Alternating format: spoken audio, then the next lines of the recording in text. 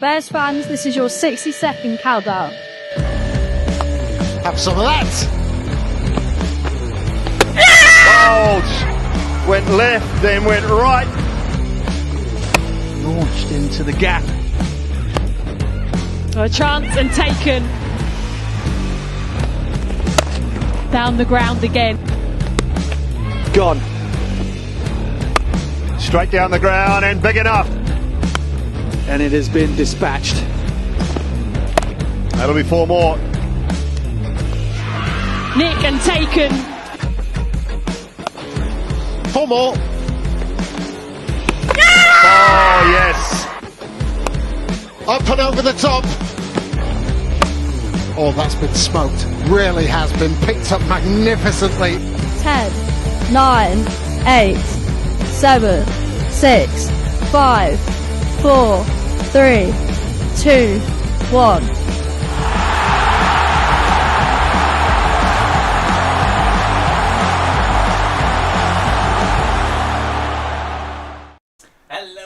And welcome to Bears TV. We've got a big double header here at EdgBLASTon today in the Blast, women's and then the men's. We're going to have fun today. It's Rainbow Laces Day here at Warwickshire County Cricket Club. We've all chipped in actually to get this brilliant display up. It's fantastic.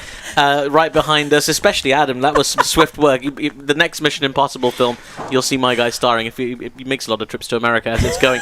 All right, we've got 2 fantastic games coming up. A little bit later on is the men's game. That'll be Bears versus Pairs. We love that local rivalry, and we're expecting a decent crowd as well because the sun will be a little bit more sedate at that point, we hope, relatively at least. And we're starting things off, of course, with the Warwickshire women, the Bears, taking on Surrey. Been watching the teams warm up. I'll tell you about the toss and stuff in just a second, but first, let me introduce our brilliant team here today. My name is Atif Nawaz. I will be your host. Alongside me is Melinda Farrell. How are you, Melinda?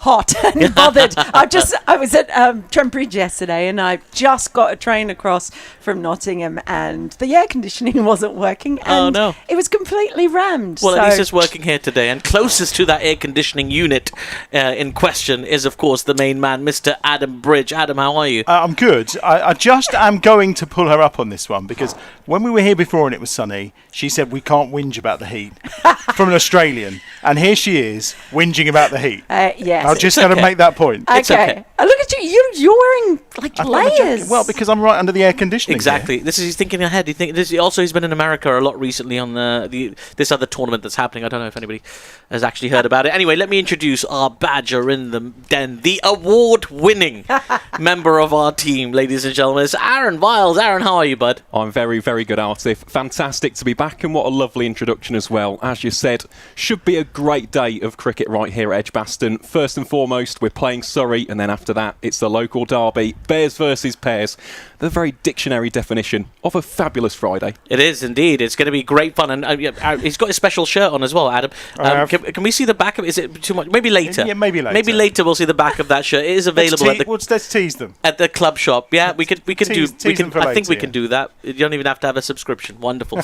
So right, okay. First things first. It's let's talk about Warwickshire women. They've got a chance here to get their first win on the board. It's been a tough series so far for the Bears, men and women actually, but the women yet to win a game in the season. 6 played, 6 lost. Currently in the bottom position in the table, and we're playing Surrey, who are in second place in the table, and they've only lost the 1 game. Although they are without some of their bigger players who are with the England team at the moment. Some of their more senior players are with on England duty, and England are doing very well in the Women's T20 World Cup, yet to drop a game.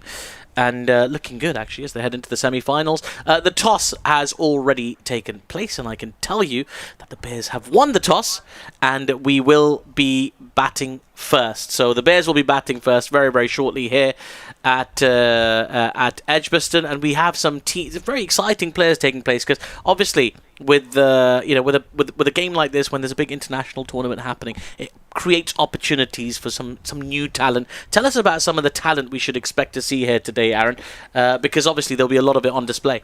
There certainly will be, and I think we have to focus predominantly on Surrey here because we've got some new faces taking to the field today. Starting off with Anna Buckle, which is fantastic for anybody who's seen Tier 2 cricket this season. She's a product of the Sussex pathway. She's just come into, I think, a 2-week contract at Surrey for this game, and obviously the remainder of the Blast. And she's got a slightly slingy action, so that will be really interesting to see that in action today. And of course, someone else who we haven't really seen too much for Surrey this season is Ailish Cranston as well. Deina Perin, who is back, which obviously she took this competition and the 100 by storm last season. She's back in the starting 11 today. No Meg Austin, who obviously has been excellent in every form of the game so far this season. She's missing through injury. But to have Deina stepping back in, who has been kind of the pillar, the starting point for everything that was good last season about this Bears women's side, her return could be quite important because we have to admit, the momentum's not good. It's been a poor start. There's a couple of games they probably should have won, particularly the game over against the Blaze in Nottingham that it felt like they were in control of. So it's really key for them to get that first victory, and she could be the catalyst for that today, I think. But Mel, I mean, this is it, right? Like this is a big chance for the Bears to get that first win on the board because, 6 out of 6, losing 6 out of 6, that's a tough start. But they've got to sense an opportunity here with a team, blooding some new talent without some of their, first choice combinations. This is a big opportunity for the Bears to get one on the board. And I also wonder if Deina Perin might have a little point to prove as well, because a lot of people did expect that she might make that England squad for the ICC Women's T20 World Cup.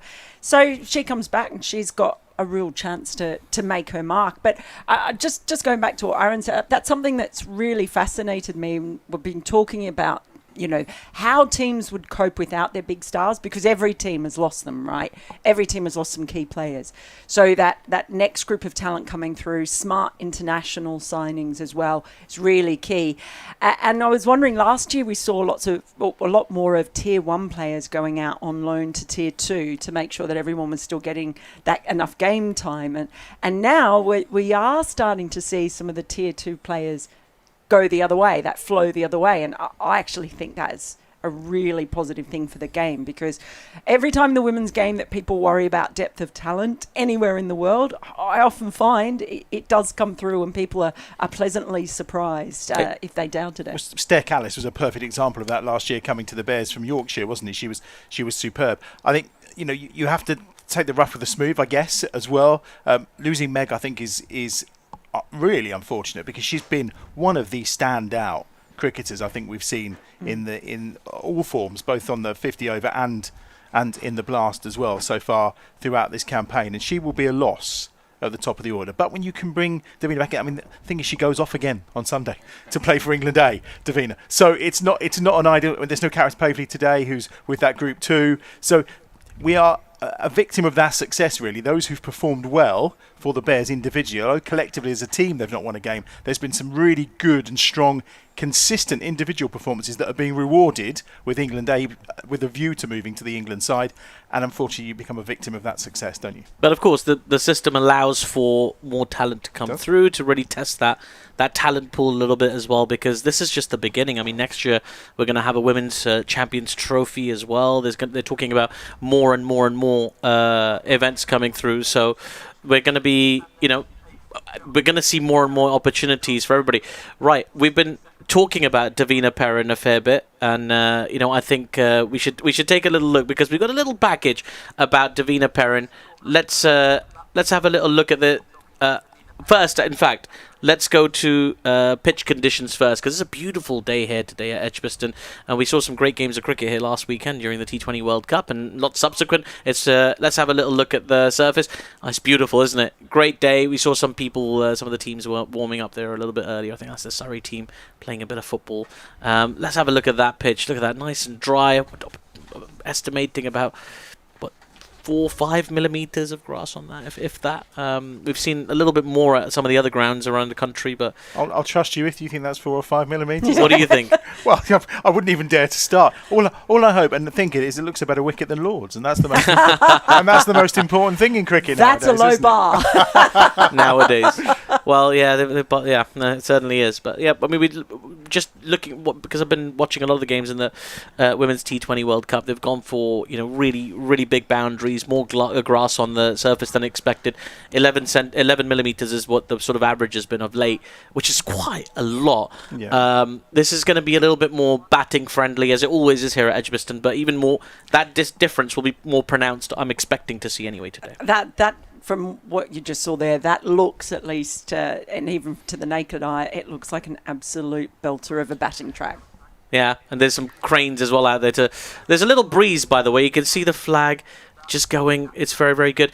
Just a reminder, by the way, it's a Pride Day today, Rainbow Laces Day here at EdgBLASTon as well, because cricket is for everyone. It always should be for everyone. So we're very pleased to be a part of that here today at EdgBLASTon. And as we say, there's a little breeze just out there. It looks more pronounced than that flag is making it look like. But there's a few people who've turned up early, and it's great to see people are going to come out.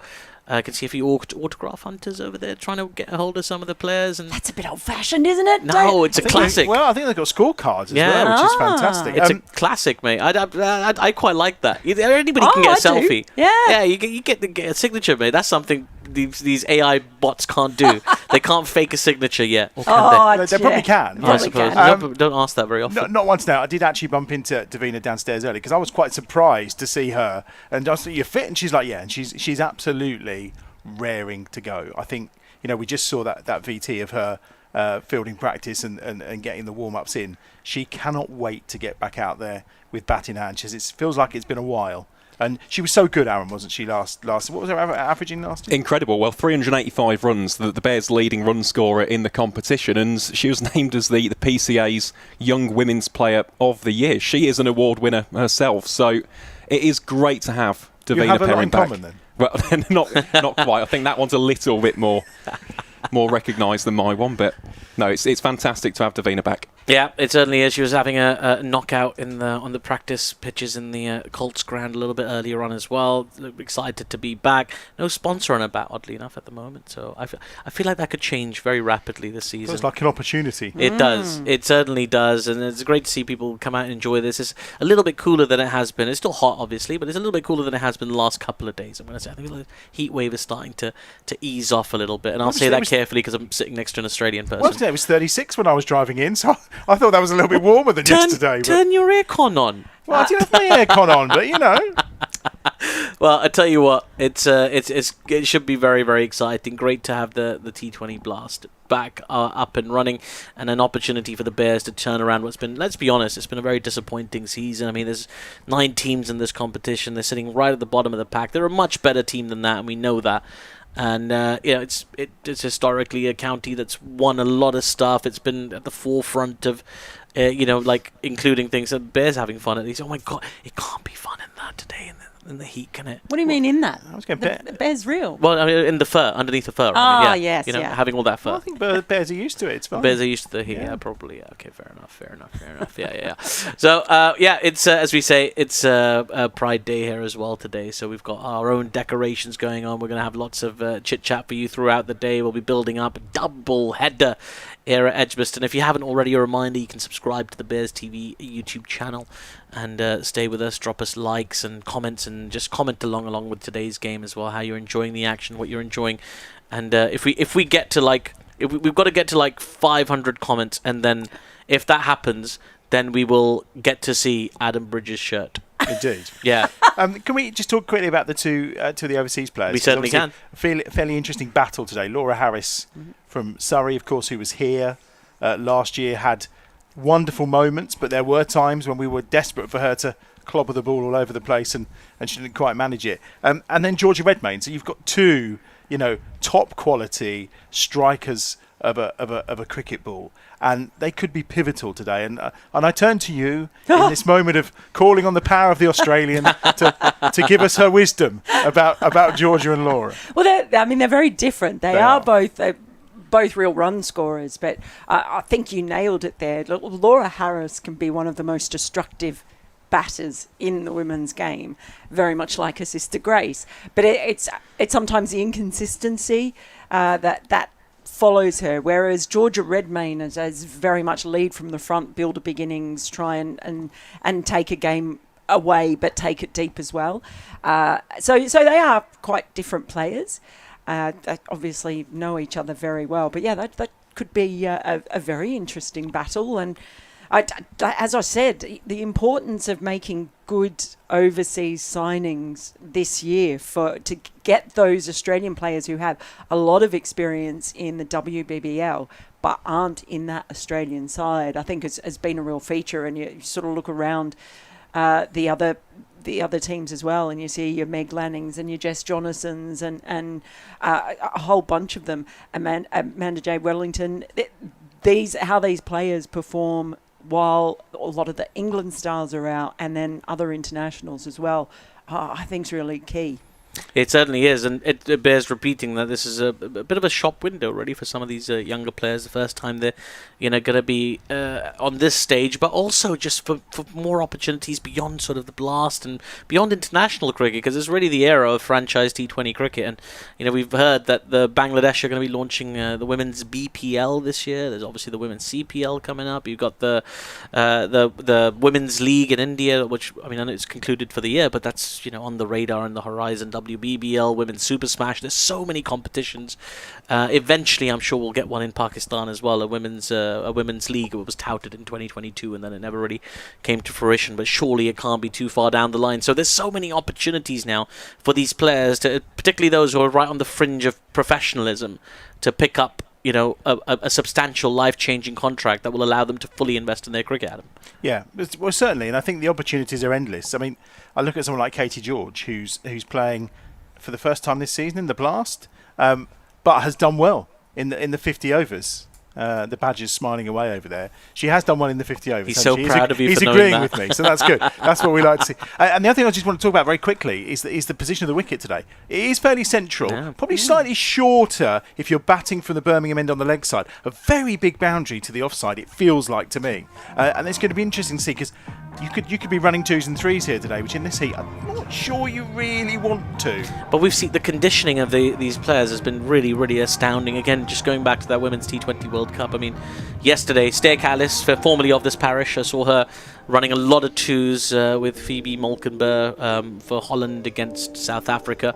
It was, it was pretty impressive, because you kind of, the crowd are sweating, everybody's sweating, but you're running with all that gear on as well, and you got to run your 2s and your 3s. It's not ideal, but the conditioning of these athletes nowadays, especially with the knowledge and the information they have when it comes to sort of nutrition and conditioning, it's very, very impressive. So we'll wait and see. I think it was a good toss to win, though. I'm sure batting first in the heat rather than toiling in the field is preferable. It'll be a tiny bit cooler. I mean, Adam looks at me skeptically every time I say it's a little bit cooler later, but it'll be a little bit cooler. I'm just looking at, we have, I think, our smallest ever flag bearer down there. Oh my goodness. Who is so tiny, bless her. And the flag is probably taller than her, I think. She's got amazing white sunglasses on. Yeah, and she's waving away with gusto at the arrival of Abby Freeborn and Deina Perin down below. So it's lovely to see the kids waving there, but she's so small, it's so sweet. Well, it's just nice that they've been allowed to attend as well. I know there's been a few issues with because of the heat levels, a lot of kids. Well, they've not gone to school a lot of them, have There she is, you can see her on the screen on the left. There we go. There she is, the second of the start. The white sunglasses as well. Very cool. You're pulling them off. Well done. Right, there's the Surrey team making their way out. We're going to hand over to Adam Bridge in just a moment for commentary, but just before we do, Melinda, before you take a break, tell us what you expect to see here from the Bears. What do they need to do to get out of this funk a little bit? Because it's been a sequence of losses. They've got to break the sequence. They've got an opportunity here today with Surrey being forced to experiment a little bit. What do you expect to see in the power play? Yeah, I just hope to see some real positivity, and especially that woman there, Deina Perin, on the right. And we know how much or how long a ball that Freeborn can hit. She is a real powerhouse.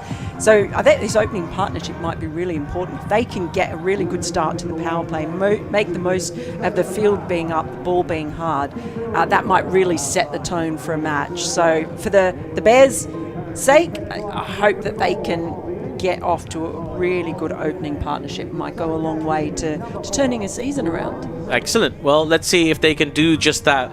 We'd love to do that for sure. We'd love to see that. A strong performance from the Bears here today at Edgbaston. Thank you so much, Melinda Farrell's going to take a little break. Adam Bridge, nearly ready for action here, my friend. Over to you. I will keep you company. Oh, very nice of you. Here we go, ready to go then. I've just noticed we've got flamethrowers on the far side as well. That'll be interesting later when it's quite warm, when they start going off for later on as the ball crosses the boundary ropes. Deina Perin's going to take strike here, which is... it's just fantastic to have her back, which is what I said to her. I think she was looking at me going, why do you look so excited that I've returned? Well, there was good reason. And it's going to be the opening over from Bryony Smith, and the first ball played out onto the far side. And it will be no run, so a quiet start.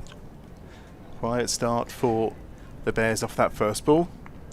And she's going to look at a few surely, Perin back in the side today. Well, you'd think so. Just have a look where the fielders are out. We've got on the mid-wicket boundary one fielder, and the other is at long off, actually. So an interesting field for Bryony Smith to set off. How's Bryony's season been going so far, Mr. Badger? Thank you very much, Adam. Yeah, I'll tell you after this latest delivery. Yeah, Perin on strike. Freeborn at the non-strikers end. It's a full toss and it's hammered away, but that fielder is in the perfect spot. And first run of the season, the blast for Deina Perin. Well, this is actually going to be the first completed over as well for Bryony Smith, because before she only came on for 3 deliveries, and of course today opening up the bowling for the Brown Caps, the captain quite literally leading from the front. I mean, this just goes to show with regards to composition of the bowling, spin could play quite a big factor today. For both sides as well, isn't it? So obviously Millie Taylor is playing today as well as Mary. Abby Freeborn, who's had a really good start to her blast campaign as well, is on strike and cuts away for the first boundary, and that's for racing away across a really quick surface here. We say it's probably the slightly longer of the 2 boundaries, but there was no stopping that. No, it was timed beautifully and just picked up on that length, a tiny, just a fraction short really from Smith, and it's an indicator of how good this surface is, how true it is that Abby Freeborn can pick it up very quickly, and really just had to guide that between the fielders. It's a case of threading the needle when you got 5 players in the offside inside the circle, but she did it brilliantly past that backward point fielder. I say she very much went through the fairly congested part of the field, didn't she? But managed to sneak it through for the first boundary of the afternoon. That's put into a gap. There'll be just 1 to the total. So just slight switch in the field there for Abby Freeborn, with it being a long-on fielder instead of long-off. Yeah, it's not the kind of field you set when you're in terrific form, really. You're kind of giving yourself a bit of an out. It's an indicator that you're going to be, you go with your long on, mid wicket, or deep backward square, what have you. But it's a few insurance policies out there. Nice ball, just tucks up Deina Perin, and it's an okay first over. To be fair, 6 from it, 5 for Abby Freeborn, 1 for Deina Perin, and that completes the first over. As you mentioned, a first kind of complete over from Bryony this season. It'll be interesting to see, obviously, so many players missing from this Surrey lineup. They've been going very well throughout this campaign, but when you're missing the likes of Danny Wyatt-Hodge, just to name 1 out of about 8, I think, that's missing. She's also top of the run scorers at the World Cup at the moment. Yeah. Do you know, for a while, Darcy Carter of Scotland, for like a period of 24 hours, she was the top run scorer at the Women's T20 World Cup, and then Danny Wyatt-Hodge reclaimed her spot. Sophia Dunkley missing as well, obviously. Yes, of course. And here's a first bowl for Anna Buckle, who's arrived from Sussex. On debut. Yep, certainly is. She'll be looking for her first wicket of the season in the T20 form as well. Went wicketless in her sole appearance for the Sharks earlier on. She's bowling to Abby Freeborn, and it's a full toss on leg stump, and it's dealt with accordingly. Not the best of starts from Buckle. No. Advantage taken by Abby Freeborn. Yeah, he had loosener written all over it, didn't it? It was sort of a full toss on the pads of Abby Freeborn. She's not going to miss out on that. Maybe a few nerves on debut, you sort of understand. Also, she's sort of running down the hill from the Birmingham end. She's tough as a seam bowler. You can very easily over pitch and things like that. But Nobody's gone and had too much of a chat with her, so there's an expectation she'll be able to manage the correction herself. But it's turning into a good start for the Bears. 10 without loss. Only at the start of the second over in the sunshine at EdgBLASTon. Cut away again by Freeborn. She hits that shot so very well. And it's back-to-back boundaries. Well, she was looking for a correction. She ended up making an overcorrection from too full to too short and wide, and you can't bowl short and wide, particularly to that side of the ground. It's, as you say, a slightly shorter boundary today towards the Holly stand. And Abby Freeborn so strong through the offside. But it wasn't even strength, really. She just had to meet the ball. It was just there to hit. And players a lot less capable than Abby Freeborn would have put that away for 4. A tough start this for Buckle, conceding 8 off her first 2 balls. I did wonder when Deina Perin was fit how they would rejig the top order, because Freeborn's been in good form and Meg Austin as well, but the injury to Austin has just allowed it to be Perin and Freeborn this time. That's cut away again and it evades the fielder, and it's a 3rd consecutive boundary for Abby Freeborn. She moves on to 17 and the Bears are flying here. Yeah, it was a lovely shot, that. It was a better delivery from Buckle, still a little bit too wide, but it was on a slightly too full of a length, you would say, but Freeborn is seeing it really well now. It's just 13 off 4 for her already. And anything that's sort of in a range where she can reach for it and get it away, she'll go after it, particularly in the power play. There's only 2 fielders in the deep to beat. It's a nice bit of shape on that delivery, as we saw in the replay, but just enough driving room for Abby Freeborn. And now there's a few difficult ones for the Surrey captain. What did she do? How did she manage the situation? Debutante's gone for 3 boundaries on the bounce. Yeah, I think the scoreboard a little behind. I think it's 18 without loss, because that is 3 consecutive boundaries for Freeborn, who's on 17, Perin on 1, and we are midway through the second over. Struck on the pad, big shout from Buckle, but they'll get through for just the 1 leg bye. It will be signalled a leg bye. I've got to tell you about the 2 umpires today, who are Gareth Cross and Graham Lloyd, and it's Lloyd who signals the leg bye. That was close, wasn't it? I mean, maybe there's a little inside edge on there that we missed or something like that, but it looked pretty straight, I have to say. It's good character there from Buckle. She pitched the ball up again, having been driven the previous ball, and she's getting a really nice bit of shape from that Birmingham end as well. But so Abby Freeborn lucky to get through that.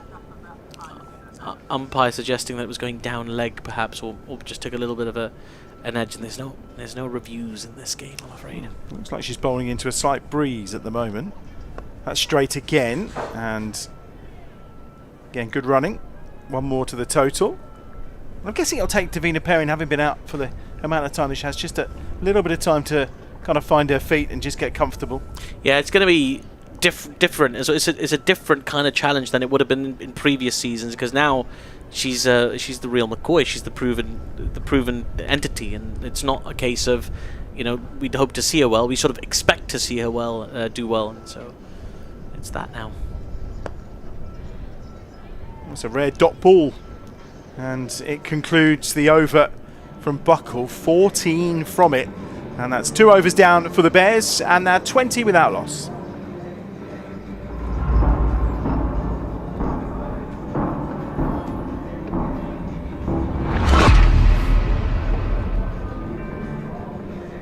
So Perin will be on strike. Very good second over for the Bears. So run rate up at 10 and over. Even my maths can cope with that.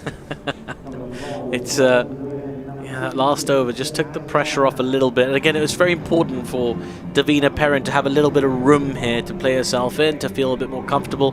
What Abby Freeborn's done by playing all those 3 boundaries in the previous over is take that pressure off, to score quickly, to have to look for shots, to be inventive immediately. There's a bit of license here for Perin to just play herself and just bed in here and find some rhythm for the Bears, as Freeborn's going really, really well. And another change of bowling for the Surrey team. Yeah, Alice Monaghan is coming on from the pavilion end. Onto the toes of Deina Perin, who will gratefully accept that. Just for 2 it looks. Good running between them. Not the best of throws as well. It just left Jemima Spence stretching a little. And it's 2 more to the total. Yeah, it could have been tight with a better throw, but it was good commitment to that brace, as you say. They turn very quickly. And Perin very keen to pick up a couple of runs. Timed that really sweetly as well. It was on the pads. A little bit offline start this from Surrey seamers. Again, it's down the leg side. No contact. That'll be a wide. The first of the game. Missed out there. Short ball was right there for the pull shot. It's one of those things that happens when you're sort of getting back into it a little bit. You miss those. It's not catastrophic, of course, because you still pick up the wide, but she'll be thinking, oh, there was 4 there for the taking. The Bears were very guilty of bowling too many wides in that defeat against Blaze. I think there's something like 14 wides throughout the innings, which ultimately cost them the chance for victory that day. It's a lovely shot. Beautiful from Deina Perin. She's just guided that away for 4. And just a sign that she's just starting to find her feet. Yeah, it's a lovely shot, that. Just touch, isn't it? You don't need to smash the ball or bludgeon it every ball. Sometimes a little bit of finesse goes a long way. I'm not convinced by this field for Monaghan here. If she's going to bowl that length outside the off stump, not sure you can get away with having a third up inside the circle. She's bowling at a decent pace as well, so I think she could justify sending that fielder back and maybe backing herself to keep it outside off. You don't need that deep backwards square on the leg side. Full straight. It's on the full toss, and the volley at 1 more to the total. And again, it's really good running. And it's interesting, I remember last season the running between Meg Austin and Deina Perin was always very good, because I think they played cricket together for Staffordshire, and I'm not too sure about whether Abby has played with Deina too often. There was a few innings last season, of course, at the top of the order, but again, they're running really nicely. Your recall is superb, Adam. I've got to tell you, every time you pull one of these out of the bag, Aaron looks at you like a proud father. That's up in the air, but it's going to land quite safely for 6. It's huge from Abby Freeborn. It was up in the air and it looked like it was just going to be a 4, and maybe just land in a safe area just short of the rope, but she got plenty on that. Well, Monaghan's got a lot of pace on her, so the ball is going to go a long way. It's just, again, I think the Surrey captains, either she's not enormously confident in Monaghan's form, or she's just at a loss of where to set the field right now, because with that pace, the ball's going to go behind square often. And it's all very good having a deep backward square and a deep backward point, but it's a third and a fine leg you really want if you're going to get that. Still 2 balls left in the over. Flayed away for 1 by Freeborn, who is on to 24 from 9 balls. It's a terrific start from Abby Freeborn. Yeah, this is really good stuff from the Bears, and again, you know, Perin, she's on 9 off 8, but she's got a chance here to just take a look and just ride the wave really a little bit. Chance for a good total here for the Bears. It's not very often she plays second fiddle when it comes to striking. No. That's for sure. Of course, got a magical 100 in the 100 last season. She went looking for that. A couple of steps down. It's well bowled by Monaghan. I think saw her coming. Still 15 off the over though. 35 without loss after 3. It's an excellent start. I mean, what I will say is we've seen some really good starts throughout the campaign for the Bears women. And it's just kind of, we've looked at scores around the 200 mark and thought, well, we're on here, and ended up around the 160, But 165. Come on. 7th time lucky. So 7's a lucky number, isn't it? It is. Yeah, there we go. So there we go. 7th time lucky, hopefully, for the Bears. They've started really well here. It has to be said, it's been quite ordinary stuff from Surrey, as you'd expect, with some newer faces, some debutantes, but just tactically, they've just not really been on it, as the kids say today. They've just been a step behind the Bears and just given every chance to flourish to Abby Freeborn and Deina Perin. It's been a terrific start. 10s at the moment. Keep this going, and we could be in for a big total today here at EdgBLASTon. Well, the best over the innings so far came from Bryony Smith at this pavilion end. She's going to have a go from the Birmingham end now. Just 6 off it for the Surrey captain. And Freeborn's off her feet as she tries to sweep that one. And Deina Perin was halfway down before she realised the error of her ways. She knows there's going to be deliveries here for the sweep. The field tells you that, doesn't it? You've got a long on and a deep mid wicket in place, so everything's going to be quite straight. So the shot is on. Of course, you just got to keep your balance. Yeah, she's very good sweeping and cutting, Abby Freeborn. For this time, she's got an outside edge on that one, and that's probably going to go all the way to the ropes.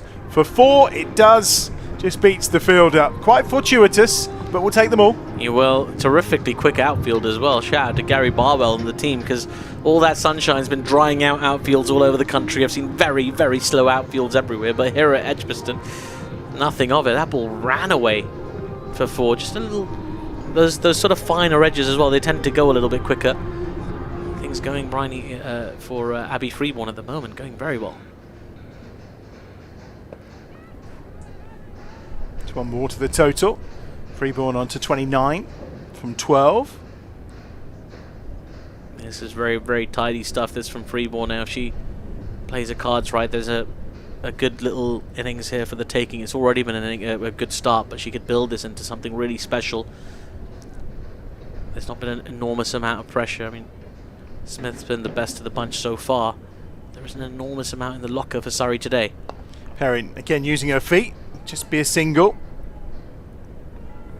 She's happy to tick over, isn't she? Yeah, timed that quite well as well.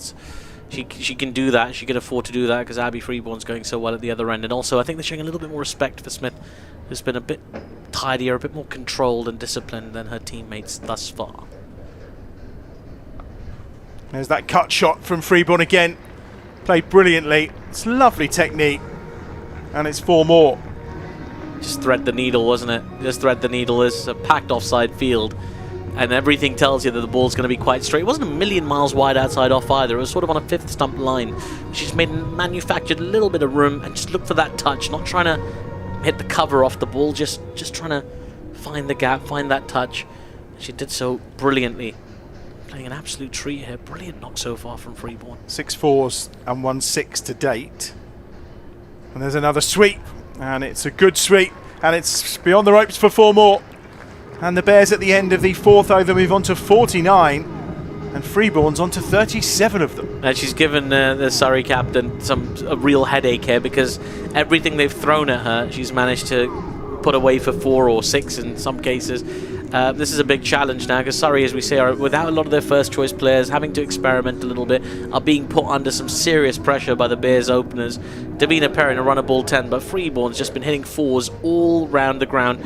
One of them, okay, was a little bit lucky, the little outside edge, outside off, but she's found ways to score, even off Bryony Smith, like making sure she can get the ball into those gaps square of the wicket. This power play is really testing Surrey here in a way that they haven't been tested very often in this competition. Just the 1 loss this season so far for Surrey. 14 off that over. What's the highest power play score for the Bears in Blast? In this season, it's exactly 60. Overall? What, in the competition? Yeah. I can find that out for you. Oh, okay. I thought you knew those kind of things literally on the tip of your tongue. He does. He's just double checking. Changing the bowling again. Another option. Kalia Moore is coming on from this pavilion end again, taking pace off the ball. Floated delivery, and it's a good ball actually. Deina Perin is trying to guide that away and made no contact. Yeah, it's just floated it outside off stump though.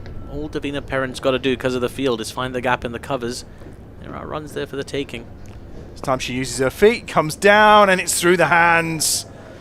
And it's to the boundary ropes for 4. Sloppy fielding. And it brings up the 50 for the Bears. And we're only 2 balls into over 5. 53 without loss. Yeah, it's absolutely flying the Bears. It was a just not very ordinary piece of fielding there by Bryony Smith at mid-on. I mean, she has just come off her second over. I know it's hot, but you got to get behind that. Yeah, disappointing from the captain. Perin waits for this one. It's on her toes. Picks out the fielder, no run. Timing the ball really nicely is Deina Perin. Noticed no bat sticker at the moment for her. You're desperate to find her a sponsor. Well, I feel like somebody's missing an opportunity here. If there's one player you want to get a bat sticker on. Maybe she doesn't want one. Ooh. Never thought about that, maybe. Oh, that's a full toss. Has to be dealt with. Probably over waist height for sure. So I feel we might get a no ball here as well. The umpires, no. Oh, no, there is an arm out. Was that from square leg? No. Well, I thought that was a bit high. It was quite high. She did advance down the wicket. Maybe that was a factor. It didn't get a hold of it particularly cleanly. I think she might have got away with that one more. 1 to the total, 54 without loss. Perin on to 15, but it does bring Freeborn onto strike. And there's no run. Rare dot ball from Abby Freeborn, who, I think, Aaron, 7 fours and 1 6 so far. So you see what she was trying to do with that last shot as well. She was just trying to go the other side of the extra cover fielder, looking for placement rather than power, and nearly pulled it off. I think we've also seen what Abby Freeborn's trying to do here as well, because she's on 37, of which 34 of those runs have come from boundaries. She's a clever woman. She is. She realises how hot it is out there, and she thinks, I'm not running for much today. 54 without loss at the end of 5 overs. And much needed drinks, I think, already. Yeah, absolutely. We've been seeing 2 drinks breaks in the Women's World Cup per innings. You get one after the power play, one after 14, and sometimes it's a bit, I don't know, sometimes you think, do you need 2? But of late, you've certainly needed 2. Maybe give them another one, actually, because it's been really, really hot. I know you've been working on another competition where there's a drinks break of sorts recently. I'm not getting into hydration breaks. At least there's no booing here when someone brings a drink out. Yeah. This, there was one of the games which happened to be watching, which was pouring down with rain, and it was the thunderstorms, but they didn't give up on their hydration breaks. Those ads are going to be played at some time. Well, I think as well there's kind of the continuity of rules of the competition. If there's going to be a break, everyone gets a break. I think regardless of it's all the spirit of the rules, isn't it? So that's what they tell me. Monaghan from the far end. Listen, you're talking about a man who managed to be in 2 places at once. It's very 94 impressive. miles apart. I need that TARDIS. Quite impressive, Mr. Infantino. Last ball then of the last over of the power play, should I say? And Deina Perin gets another boundary. 58 without loss, only her second. She's up to 19. Yeah, again, picked up the length very quickly. It was short from Monaghan, and she pounced on that length. Perin didn't actually get brilliant contact on it, but more than enough to get the ball out towards the mid-wicket boundary for 4, and she's also looking to make the most of this power play. The Bears closing in on their highest power play of the season. Good omens. I think Aaron was going to tell us if that's the best power play ever, but nearly there. Yeah, she did well there. She just shifted her left leg out the way to give herself room, and then it's followed up by a delicate little dab down for 2 more. And we are equal with the best power play so far this season, 60 without loss. Is that the highest overall, Aaron? Highest overall, having checked, is 62. Okay. 62 for 1 for the Bears. So, yeah, still got 4 deliveries. Milestone City here today, huh? Perin on to 21 off of 16. Certainly strike rate not as impressive as Abby Freeborn this time, but playing that supporting role and now just letting those shackles go a little. It's 1 more to the total, and that's off the pads. Heading down the leg side. 61 without loss. Excellent partnership between these 2. Yeah, it's been a really good start, hasn't it? It's put Surrey very much on the back foot, a place they're not used to being in this competition, being under pressure. But it is a very good batting surface, and they do still have a bat to come on it, so I'm sure they'll keep that in mind. But at the moment, it's all Bears here at EdgBLASTon. Freeborn again cuts away. It was tight, made room for herself. 4 more. It's another boundary. She's only dealing in boundaries today, is Abby Freeborn. Yeah, I just found that gap again, and now, of course, that is the highest ever power play score by the Bears, and they've still got 2 balls to go. Could set themselves a difficult challenge to top that in the future. Yeah, it's an excellent start. Some taking shelter, no surprise today, not choosing to sit in the sun. I think the top and the back few rows of the Hollies will be fairly popular as the afternoon progresses. There's some brave souls in the front few rows as well. Maybe they're looking to take in sun. Yeah, it's a steaming day. 2 to come, 65 without loss. Powered through the offside, but well fielded this time, and there's a rare dot ball. How many dot balls have we had in this power play? You can speak. We've had 5. Okay, I'm fine with you thumbs upping when I make a great pull up from history, but you feel free to speak. He gave you 5. What if there'd been more than 10? What was he going to do? Get his feet out for me to wave them at me too? You wouldn't put it past him. Last ball of the power play, 65 without loss. Again, slower ball I think that time, and Freeborn can't quite do much with it. It is a dot ball to end the power play, but there's been very few of those in those 6 overs, and Aaron's got the rundown of today's power play. I have indeed, yes. 65 without loss, comfortably the best power play of the season for the Bears, and a record here at EdgBLASTon in the professional era. 11 fours, the majority of which have come off the bats of that opener right there, Abby Freeborn, and 1 6 as well, courtesy of the right-handed wicketkeeper bats. I mean, she has been in brilliant form. Let's not forget that in the previous T20, different competition, it was the County Cup against Middlesex. She scored an unbeaten 79. In this competition as well, she's already racked up over 200, including this particular innings, and has already scored twin 50-plus scores. So Abby Freeborn has been fantastic so far this season. The big question, though, for the Bears, we saw it in the Somerset game here, we saw it in the Blaze game here. We've seen similarly promising starts. It's about the middle overs. Overs 7 to 15 for the Bears in the entire competition have been the lowest. They've been the worst of any of the 9 counties in Tier 1. So, yeah, these next few overs are going to be critical. On Sunday, they're off to Blackpool, aren't they? I think to take on Lancashire. I only know that because I bumped into Kate Cross on the train the other day. So she was saying they're playing each other on Sunday in Lancashire at Blackpool, which very nice.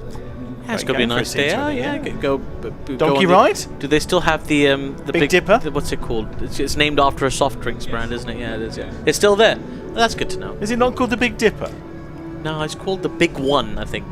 Ted, you're both right. Oh, okay. But it is branded. Oh, right, yeah. It is branded. But a soft drink brand, yeah. Can confirm it is there. It's been there since my childhood. That's got to be been there for like 30 years or something. And the rest. You just said your childhood. 65 without loss then at the end of the power play. Everyone's had a welcome drink apart from us.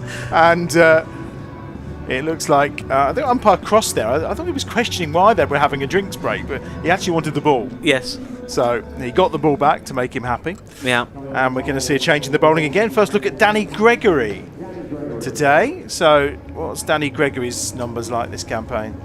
In comparison to what we're used to, not amazing. Just the 2 wickets with a 7.8 economy rate. So this is a big opportunity for Danny Gregory today. She is an excellent leg spinner, gets plenty of drift, plenty of turn as well. So, yeah, we said it at the start of the programme.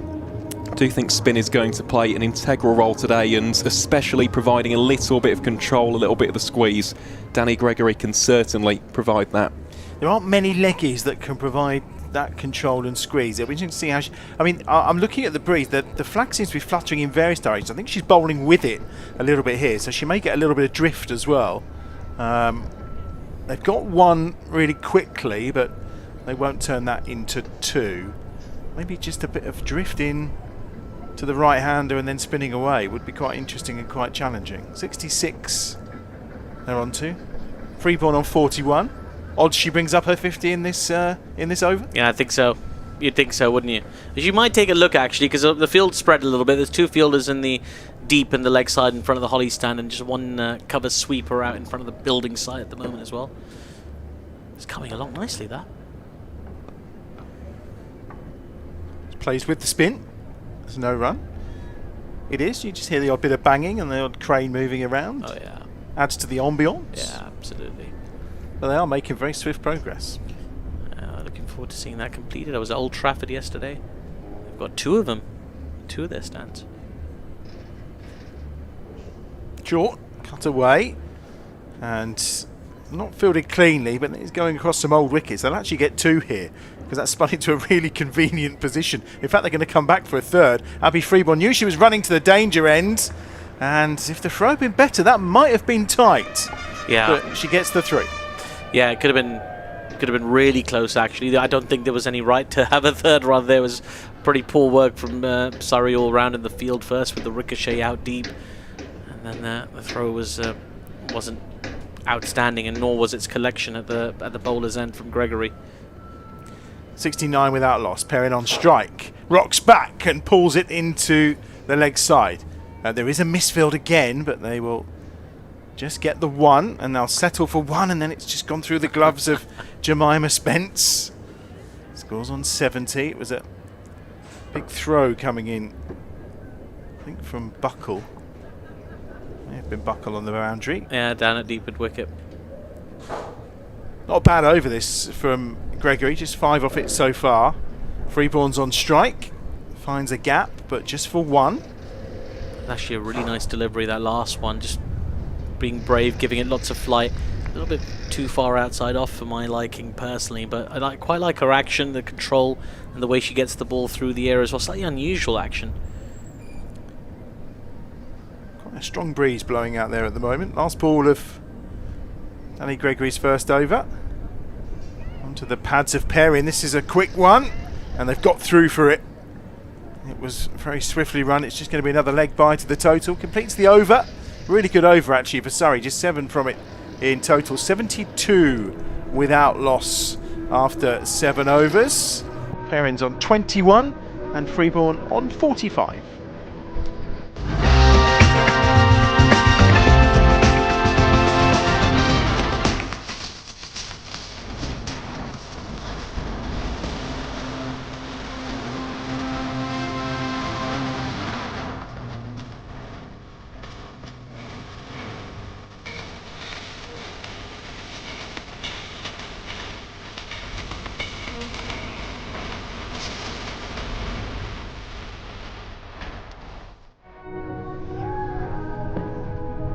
Alright, we're going to get some experience in this now. ADR, and this is Davidson Richards about to come into bowl. Probably the most experienced. Well, probably the second most experienced of the team so far. And she's into Perin, who cuts that away. Thick outside edge, it's 4. I'm quite sure that was entirely what she was looking for, but we'll take all the runs as they come. Yeah, it wasn't a great first delivery, sort of continuing that trend of the seamers really. Their first deliveries have all been very poor, and this was short and wide outside the off stump. As you say, Perin didn't really nail it, but enough to get it through that little pocket in front of the short third fielder inside the circle. You just got to get it past those 2 fielders there, and there's runs for the taking against the seamers. Davina's accumulated 27 here off 21. Very quietly knocking along, cuts that away. Timed it nicely, just be 1 though, because she picked the fielder out. He was on to 28. Yeah, it was just, she almost played that too well, really, because just that area, there's this really sort of inviting gap off Alice Davidson Richards, because she does get it through, obviously, as a seam bowler. If you could get beyond that short third fielder, just to their right-hand side, it would be a difficult chase. In fact, that fielder at deep extra cover has now gone to a deep backward point position. Here's Freeborn then, on 45. Cuts it away in the air. Will just be 1. Landed quite safely. She's on to 46.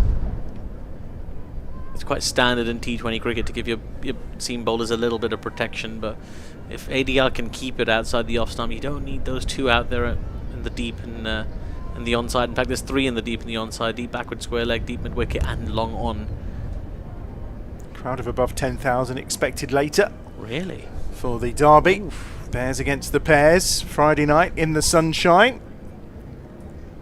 Very much looking forward to both of these games today. It feels like it's been a long time. That's Perin up in the air. It was a full toss and it's dropped. Never quite judged it. Again, Bryony Smith, who's not having the best day in the field. Again, what about the height of that? Having a look and a conversation, the umpires, but it was a slower ball. Yeah, it was fine. It just dipped on her enough. It was a full. It was the pace of it really, because it was a slower ball, as you say, and it was just misjudged by Perin, and it was a real chance there to take their first wicket for Surrey, and it's really been squandered. Never really got into position for that, Bryony Smith. It was a wait for it. Then eventually it arrived, and that's a really good ball. It's beaten Freeborn. All ends up just bouncing over the top of off stump, and that's a decent over so far from Davidson Richards, just 7 off it. Yeah, after that first boundary, she's come back really strongly. Found a nice channel outside the off stump, but again, with 3rd up inside the circle, the ball could really travel quickly past the keeper. Freeborn needs just 4 more for her 50. Cut away into the offside, it'll be a single. 1 more to the total. Score moves on to 80. Freeborn keeps strike. She's on 47. 8 overs gone. And have we just seen a glimpse since the power play ended of just the run rate slowing slightly? That's 6 off that first over from Gregory, 7 there off, or 8 off that over from Davidson Richards. Not quite at the pace they were going at in the first 6. Yeah, but I think you can afford a couple after the power play, especially if they're still going at 10s, to be fair. So, I think they can afford to absorb a couple of overs of better bowling. They've been a little bit unlucky, timed a few straight to the fielder, and also there's been a few mishits. I think Perin, it's great to see her spend some time out in the middle, obviously, but her score sort of flatters her performance a little bit today. She's not really found her timing just yet, not found her fluency, but the more time she spends out there, the more likely she is to find it. It's a sign of how well the Bears have batted that this is the first time a bowler has bowled consecutive overs. Danny Gregory with a second over, and we're in over 9. 80 without loss. Hit everybody out the attack. These two batters. She did bowl that first over very well. She used the flight particularly well, and here she goes again. Bit of air to that one. It's into the pads of Abby Freeborn, and she just knocks it away down to long on, and it's 1 more to her total. She's on 48 off of 27. Yeah, just you can see that she's bowling quite well. There's a little bit more respect from Abby Freeborn for the good bowling, the better lengths. Brings Deina Perin on strike on 29. Uses her feet. Makes it on the fall. Going to try and turn this into a 2. They think about it, but again, a bit too tight. That would have been, I think, would have been a foolish decision. Eventually, there'll be an element of fatigue out there as well. I mean, both these players have been out there from the beginning. They've played some big shots. They've run a lot as well. So 8.3 overs of that will reduce your appetite for a second or third run sometimes, I imagine. I did see Danny Wyatt-Hodge after she got run out the other day and said, I was just tired. Sweep. And is it going to dissect the 2 fielders? No, it's not quite. It will just be a couple here if she can make her way back. Oh, she has to dive. And, well, I think she'd have been in trouble if Jemima Spence had taken that cleanly. But she didn't. And that brings up the 50 for Abby Freeborn. She gets there with a dive. It's been a spectacular innings. 50 on the board. And she's done it off of 28 balls. 8 4s and 1 6. And so that's 50 number in T20. Third of the Blast campaign, 4th overall, including the T20 County Cup. So yeah, Abby Freeborn, take a bow. She has been absolutely exceptional today. 84 the score moves on to. 2 balls to come in over number 9. Can she go on and turn this into a real big innings? There's no run. Yeah, we talked about that. I mean, she's been timing it really well, and nobody's really threatened her today. There was only one sort of a false shot outside the off stump that ran away for 4 to the 3rd boundary. But other than that, been in complete control, hitting the ball all round the ground. It's another really tight over from Danny Gregory. Just 4 from it. 3 dot balls as well. And we talked about that squeeze and how the Bears have struggled at times. And it looks a little bit real here. 9 overs gone, 84 without loss.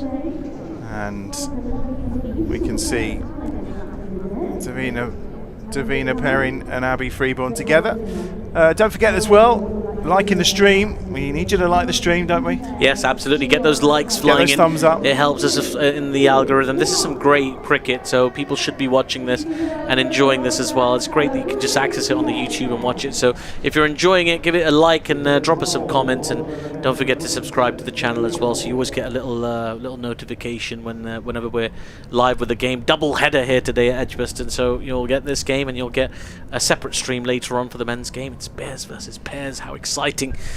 But right now we're watching a real clinic from Abby Freeborn, just controlling this game, and Deina Perin as well, just giving a very good company. Second over for Callia Moore. First time in the innings, apart from the first over, we've dropped to below 10 and over. Yeah, thought that might have been the case. Interesting to see how Surrey do put the squeeze on here, and how, given some previous performances and similar scenarios, the Bears have found themselves in. Here comes the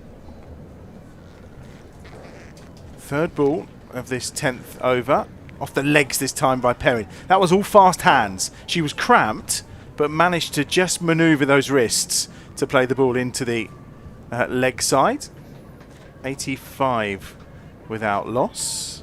I've pulled it back a little bit here, Surrey. Just made it a bit more difficult to find those boundaries. More protection in the deep, obviously, post-power play, but also much better control from both these spinners. It's been a very good 10 overs with you here, Artif. We've not lost a wicket. Mel will be coming in to join us shortly. That's going to be one more to the total. 86. Freeborn on to 51. Perin on 31. Yeah, never mind Freeborn and Perin. That could be our best partnership, I think. I'm pretty sure, yeah. Not bad. Pretty good, that. 86. Bad. We'll get Aaron to find out what's the highest first wicket partnership. I thought you were going to get him to find out. For the pairs. Oh, well, Arthur, highest partnership, probably about 6 runs. Over the years. Well, how many years have it's been? About 5 years now. It feels like a lifetime. This is our 5th year, I think, together on this, and I think, I think this is This might well be the biggest partnership. 87 without loss, and it's a dot ball to complete the over. It's another good over, actually. Just 3 from it. So we had the warning from Aaron. 87 without loss after 10 overs. And at this point, yes, it's all about submitting a selfie. Yes, that's right. You know how to do it. You've got to see yourself on the big screen here at the ground at EdgBLASTon, but also potentially on the stream. All you got to do is that QR code that was just on your screen. You got to take a picture or just scan it. We'll get the QR code back on actually. Can for a you second. just do one and send one so people can see? I certainly can. I certainly can. I or want to just make take sure one off your many that you've got on your camera roll yourself. How many do you think selfies I'd take? There might be 1 or 2. Anyway, look, there's the QR code. It's on your computer screen or your phone screen, wherever it is. It's in front of me over just here. Scan me. So there we go. Fine, you scan the QR code, and it comes up on your phone. And it's very easy. You upload your photo right there, and you send it through. So what I'm going to do is I'm going to send a photo. I'll send an older one because I don't look spectacular today. There you go. Here's a photo of me in the lift a little bit earlier today, which I've submitted. So make sure you get your selfies in as well. I'm going to go take some better selfies. I'm going to make way for a very, very special guest. Yeah. Yes, thank you very much. Mel's coming back in. So 10 overs to go. 87 without loss. We're at the halfway point. What is that best opening partnership in the Blast then? Well, I can tell you because we saw it earlier on in the campaign. It was 95 between Abby Freeborn and Meg Austin. That, of course, come against the Blaze, and it's an eerily similar score. That the Bears were 90 without loss after 10 in that game. So we're going to have to wait and see. I thought that Artif made a really strong point. Fatigue will play a big role today. It's incredibly hot out there today. Mel's here. I'm just still blown away about the concept of a lift selfie. I don't think I've got a single lift selfie on my phone. Yeah, it does seem to be a thing, actually. There's a few people I follow who do lift selfies, and I just don't really do selfies. It's not usually what I'm thinking about if I'm in a lift. No, exactly. Abby Freeborn's got one of those ice packs round her neck, which I think is probably quite prevalent out there today. 87 without loss then at the halfway point. And I think we were talking about in Blast, we tried to, is it double up from 12 or 13 overs? I don't want to see the selfie.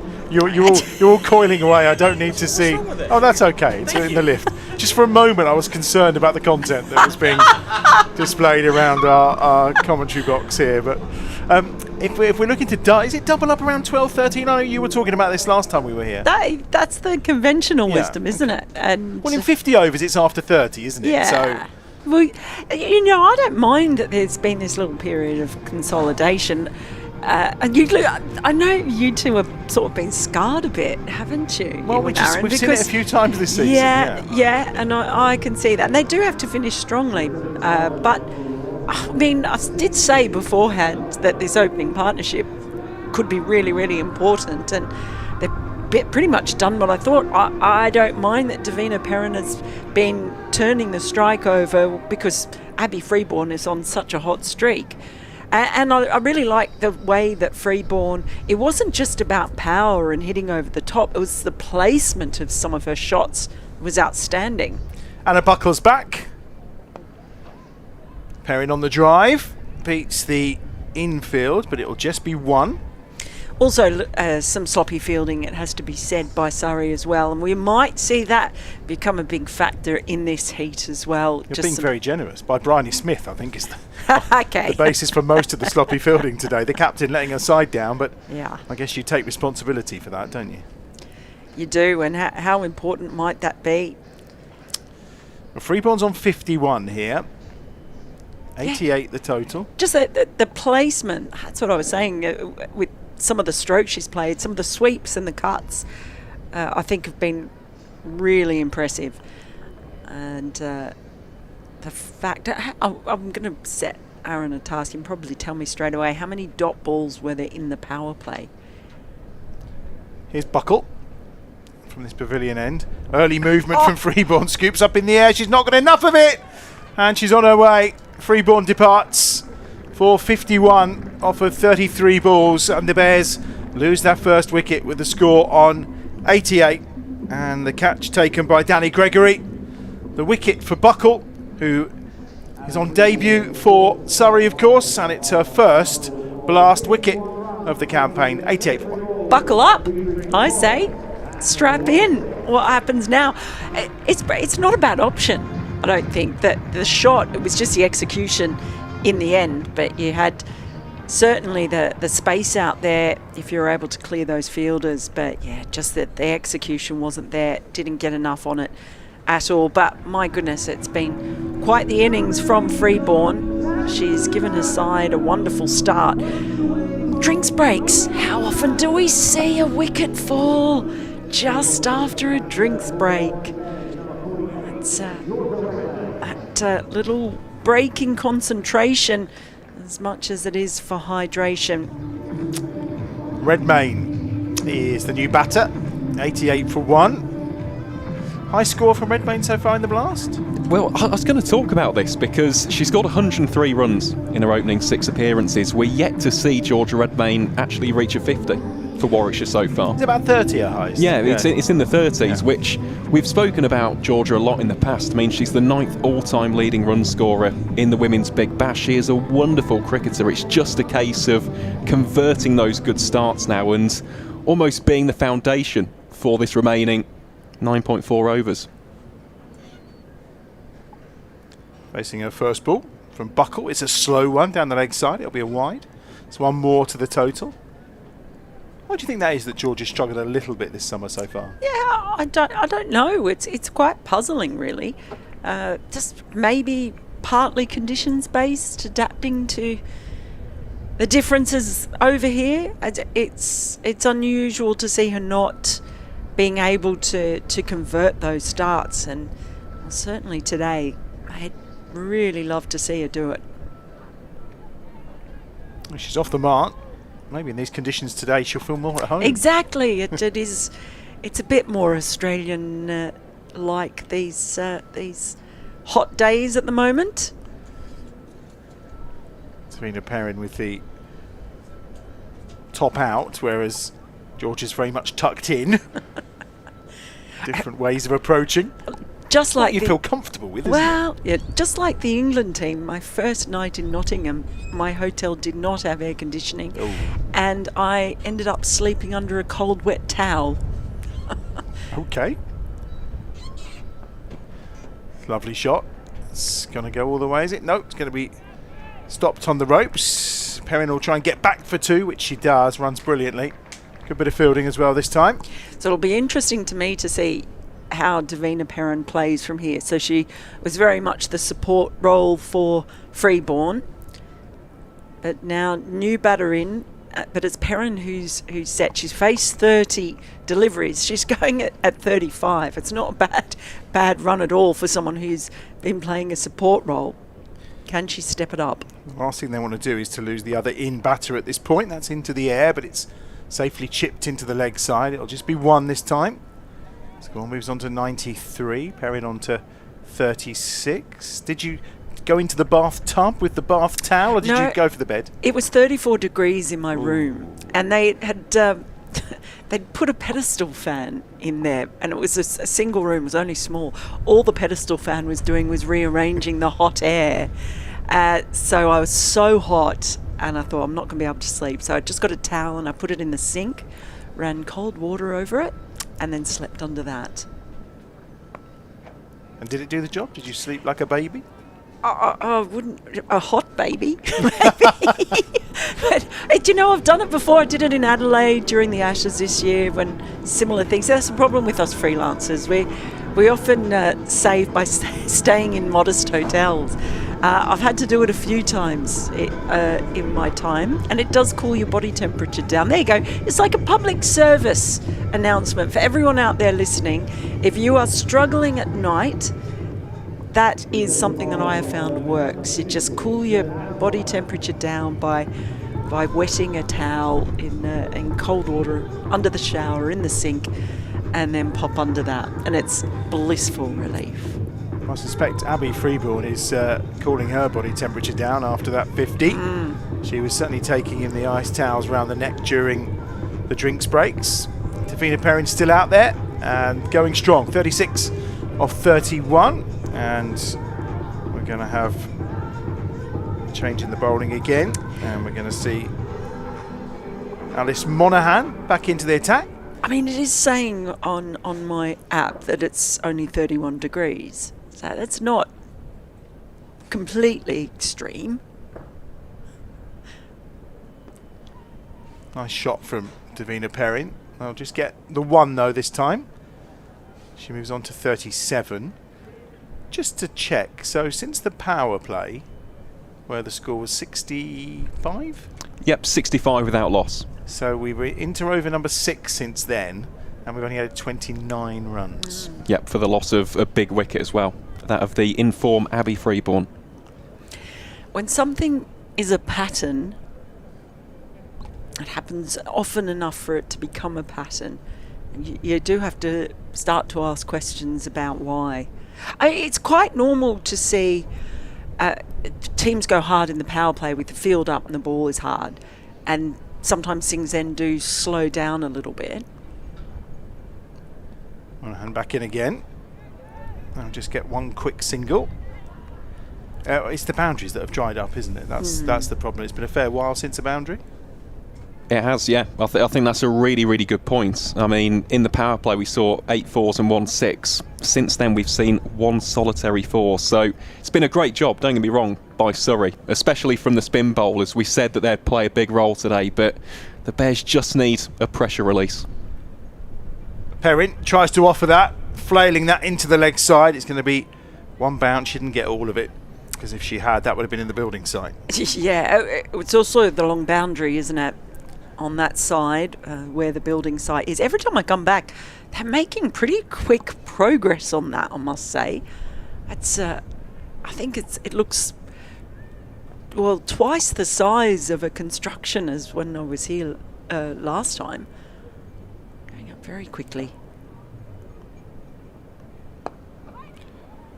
Shot from Redbrain, well fielded, especially off the bounce there. One-handed stop was needed.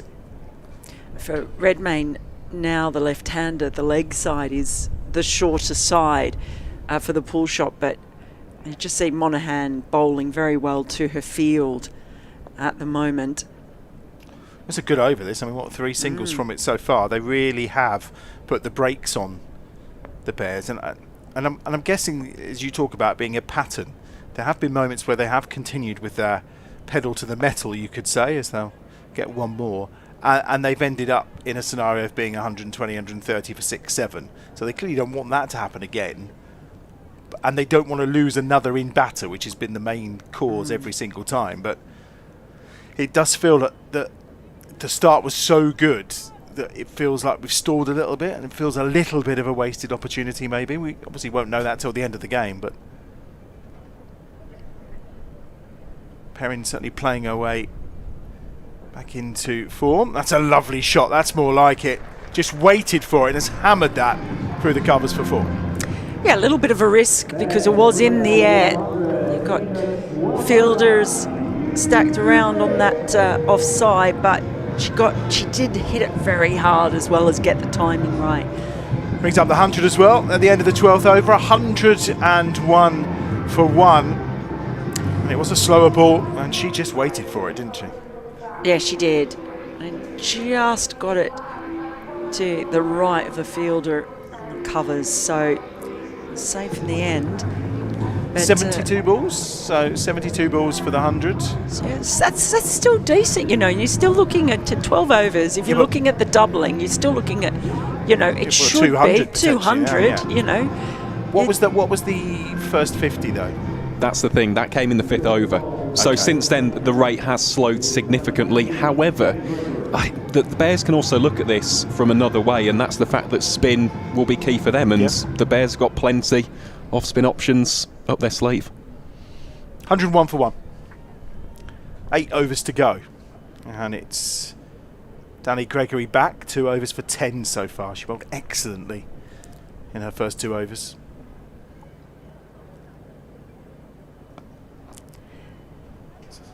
Shot from Redmayne. Yeah, just a single again, and I heard you talking about wrist spinners before, leg spinners, and you don't always use the word control. No, you don't. With leggies, but she has bowled with real control, Gregory, and I think it's been an impressive effort from her so far. You see there now, commanding her fielders. She knows exactly who she wants there, and she's got a bit of presence about her, hasn't she? Yeah, full of confidence, and it's understandable given how she's bowled so far. Certainly offered up plenty of dot balls in her 13 deliveries to date. Offside stacked. Just clipped and chipped forward for Perin, who's on to 43 now. Sneaking towards that half century, 103 for 1. And bowling well with the left-hand, right-hand partnership too. So we see it change sides, and you know, these are all challenges. Of course, when you've got that changing left-hand, right-hand, particularly for a wrist spinner as well, in just being able to drop it on a coin. It's well protected on the offside. It is squirted into the leg side. It will just be 1. She's kind of cloth that one a little bit. It's a 5-4 split, isn't it? There for it was for Georgia Redmayne. It's moving constantly. And Danny Gregory very active, like you say, with confidence, directing her field, not really doing it in discussion with Bryony Smith. She's just making the changes as and when. And she's only gone for 13 so far in her 2.5 overs. Perin on 43. Again, uses her feet. Beats the infield. They will come back for 2 this time. Georgia Redmayne was running to the danger end. Perin on to 45.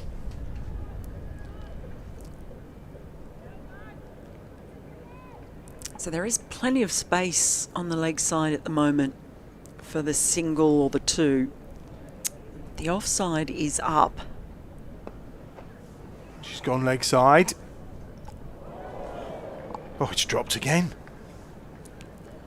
Well, we've spoken about the fielding. Basically, big slap on the side of the head. That's how many drops? That's 2 drops. Two drop. Yeah, I don't think the other one that Bryony couldn't quite get to was a drop. So yeah, just the 2. There was one that's the fielding mistake as well from Brian as well from memory. Last ball of the over 13. Redmayne flails that into the leg side, and she may have picked the gap perfectly there. She has. That's a brilliant 4 from Redmayne. She gets her first boundary. It's another boundary for the Bears, who move on to 111 for 1 at the end of the 13th over. Well, you just see a dropped catch by Alice Davidson Richardson and then we see the boundary. How often do we see teams turn it on a bit after there's been a drop catch as well? 111 for 1.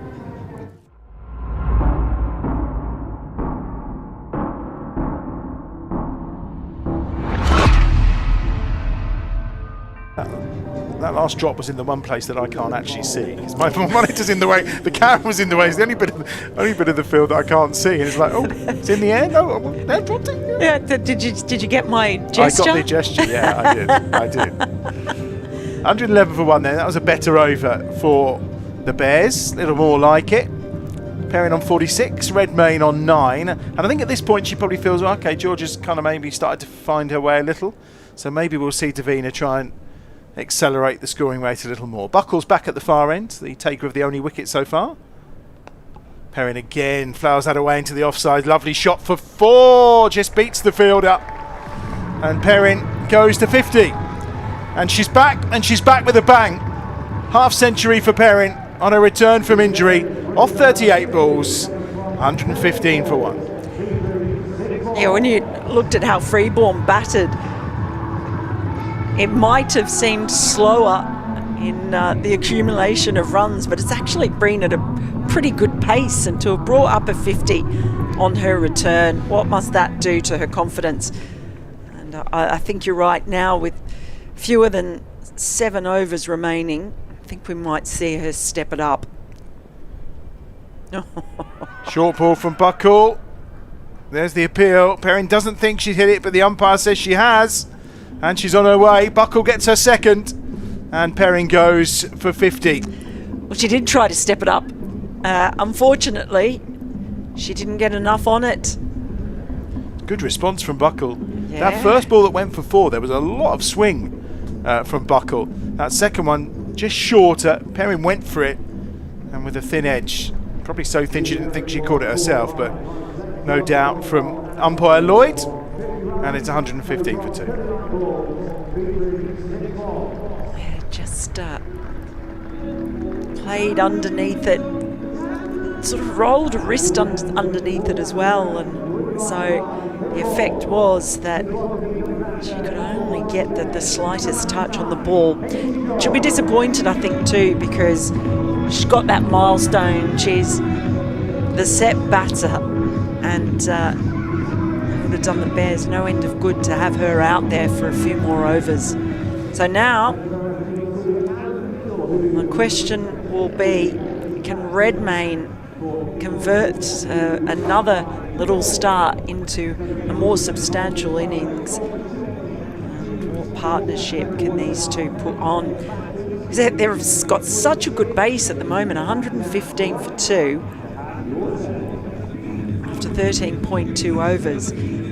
You don't want to, it's one of those, you don't want to sort of meander your way to 150 or 160 with 7 wickets in hand or something like that. But then also the risk of collapsing and losing a little basket of wickets. But Buckle, she's done well. She has. Katie George is the new batter, sharing her walk-on music with World Darts champion Luke Littler. He walks onto that too. Oh, what was it? I didn't register. Pitbull, bit of Pitbull. Oh. I thought you'd have been one of those that wears those skull caps that Pitbull has when he's doing his gigs. No. I got a natural one, but you may have had to wear one of the prosthetic ones. I need all the softening I can get that my hair gives me. You won't get me in a skull cap. Redmayne is on strike on 9. They popped through for a little leg by there. 116 for 2. Picks out the fielder, and it's a dot ball. Well, it's not a bad debut for Buckle here, really, is it? No, I mean, she's gone for a few, but to have taken the only 2 wickets to have fallen so far, I think they will take her going for a few if she can grab another couple of wickets. I'm not sure I've seen Deina Perin look so annoyed about a dismissal. She got a bit cramped for space, didn't she? But clearly she was enjoying herself out there, which you would expect, having been injured for a large part of the campaign. Just 1 to the total. Clearly felt there was a big innings waiting for her. But for your first knock back, really good 50 of 38 balls. Yeah, at times it wasn't completely fluent, But then you saw signs of the old Deina Perin, didn't The old you? Deina Perin, yes. I say that with tongue firmly planted in cheek. Last ball of the 14th over. Onto the pads again of Katie George, who gets another leg bye. And it's one more to the total. 118 for 2 at the end of the over. 2 for 24 from Buckle from her 3 overs so far. Quite an impressive start to her T20 career with Surrey. It really is, and let's not forget that her first over went for 14, so the next 2, of course, there's been a couple of extras. There've been leg byes and I think 1 wide in there, but 2 for 10 from the next 2. So, I mean, this has been a great debut so far for Anna Buckle. And just to give a couple of club shout-outs, because we like to do that here on Bears TV, she played club cricket for Arundel, which obviously a beautiful part of the country down in Sussex, and also plays her women's cricket for Anstey Ladies. So, I mean, they'll all be watching on, I imagine, very proud of making her professional debut for such an illustrious and historic county. And she's been very, very good today, I must say, and showed a lot of character after getting pumped a little bit in that first over. And as Mel will be happy to know, she's also played a bit of grade cricket out in Australia for UTS North Sydney. Ah. Another one who's bowled well is Callie Moore, who has only gone for 8 from her 2 overs so far. That's 1 more to the total. Katie George finally off the mark with a single. Yep, and first T20 appearance of the season for Katie George. I mean, she has been spectacular in the One Day Cup. 397 runs, including... 150, was it? What, sorry? Did she get 150? 127 against Lancashire. That was in Southport. So, yeah, good to see her back in the shorter format. Meg got a century in that one as well. Yeah, thought so. They were both flying that day. 119 for 2. Oh, it's parried. Got a hand to it. They'll probably get 2 out of this, maybe. No, just the 1. I mean, it would have been absolutely spectacular if she'd managed to hang on to it.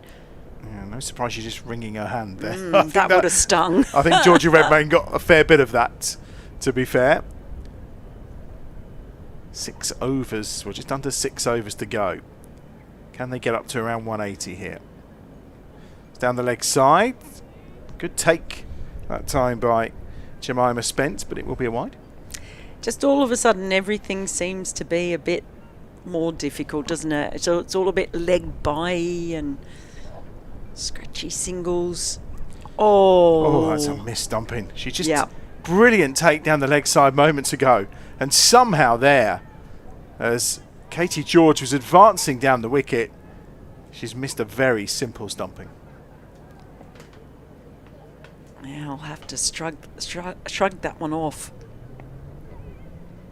That is a life. Oh, could be close. She got there. I thought that was a really dangerous single for a moment then. Yeah. As it went to the fielder, I was thinking there is absolutely no way she's making this, but got there in the end, just about. I think the throw came in from Ailish Cranston. Direct hit would have been a problem. It certainly would. I think direct hit, she would have been gone. 1-2-2 for 2. Redmayne into the offside. May have picked her gap beautifully here. I think she has. Yeah, that's gone over. That's 4. Excellent shot from Georgia Redmayne. Just picked her spot and made it really, really difficult for Monaghan to get there. And it's 4 more to the total. That's probably the cleanest shot I think she's played in the innings so far. So it has looked a little bit scratchy at times, but maybe that's just what she needed to really get her timing clicking into gear. Katie George set off for one there, but wasn't happening. Better over. A boundary in that over, which is good to see. And in total, 8 from it. 126 for 2 then. 5 overs to go. Just a reminder around average scores, winning scores, probably more importantly, Aaron. Yeah, that's the important one. So the average so far this season, very small sample size, only the 2 home matches for the Bears, is 162. But the winning score, you're looking around about more 170, maybe 172. That's the better first innings total winning score, shall we say. Return of Davidson Richards at the far end. You might feel a bit chastened about that dropped catch earlier. Maybe.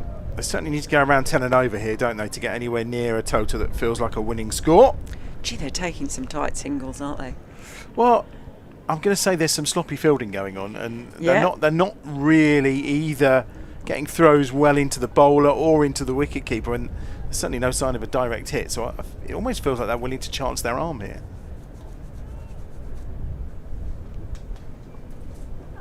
One, 2, 7 for 2. Just over, 29 balls remaining. Probably need something around the 50 mark from those 29 balls to really post an imposing total. Oh, that's again another sign of some poor ground fielding. It's pulled away by Redmayne. Cranston, I think, on this occasion just misjudged it completely. I thought she had it, to be honest. She got herself into a good position, basically overran it. She slid past the ball. So just a lack of judgment, really. 1-3-1. Redmayne onto 19. Again into the leg side. This time it's gathered and it'll just be a single. Redmayne moves on to 20 and he's just starting to move. Yeah, the ball's just starting to come off the bat a little bit more cleanly now for Redmayne. Perhaps she really is going to find her groove today. Bears fans will be hoping that she does. Slower ball. A wide slower ball.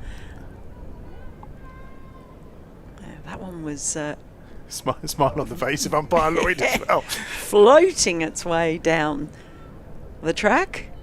Is it all right for an umpire to laugh at a bowler's delivery sometimes? Oh, I think she's probably, laughing, yeah, to be I think fair. she's She's got a big laughing. smile on her Yeah, face too. When it slips out, it slips out. Hoiked into the leg side. Just one. A little bit fortunate, actually, because that one did stay up in the air for quite a long time. Another metre, and might have found herself out. George is on to 4. Redmayne's on 20. They've had 19, these two, of 14 deliveries, so the pace has picked up a little bit. 134 for 2. Redmayne back on strike. Well, she's gone outside the off stump with a slower ball, I think, just to try and avoid Redmayne in that area she seems to like on the leg side. Yeah, well, I think that was actually really well bowled, because you saw Redmayne shape to move to access the leg side and then had to adjust and was reaching for that, couldn't get any power on the ball. Good over though so far. Yes, last ball of it. George comes down the wicket, gets more of that. This time it's another drop. Put down in the field again. And no wonder the look is heavenwards from Paige Schofield, because, I mean, what's that, the 4th drop? I think, fourth? That's, and a missed stumping. And a missed stumping too. They've, to be honest, they've had a bit of a shocker in the field, you have to say, without wanting to sound too harsh, but there's just been some sloppy ground fielding as well. She should have had. I think she had it. She was very casual, wasn't she? She was really quite casual. 136 for 2. It looked like it was easy. Gregory's back on at the pavilion end, rubbing her hands on her trousers there, I think, to say sweaty palms. That may have been the reason. Sweaty palms. Can't be easy catching a cricket ball if you are sweating quite a bit out there in this 30-odd degree heat. Yeah, that's a fair point. But cricketers do have to do that. Cut away. It's going to run away between the two fielders. If they got the pace to stop it reaching the boundary rope on this quick outfield, they'll complete 2. And they'll just settle for 2 more to Katie George, who's on to 7. Yeah, good job they did. I think if they'd gone for a third, then that might have been the 3rd wicket. 138 for 2, 4 to go. So again, 10 and over will get them up around the late 170s, which feels like it would be a really competitive score. George sets herself, tries to pick the spot between the 2 fielders. We'll get back for 2 again. She didn't quite get all of it. Not quite timing it perfectly. On to 9. Yeah, it just feel a little bit scratchy at the moment, but Redmayne has started to look a little bit more in touch. Just would like to see them really have a big onslaught. No. Well, this time round, the work behind the stumps is better from Jemima Spence. And Katie George goes for 9. Stumped off the bowling of Gregory. Wishing to see if we see Amu Surinkumar coming in next, in terms of maybe trying to hit some more boundaries. She's done it very well so far in this campaign. But that's the 3rd wicket down, 140 for 3. Well, second opportunity. Spence gets this one right. She had the opportunity earlier, and you almost thought she was trying to take the stumps off before she actually took the ball cleanly before. But on that occasion, it was a pretty simple stumping.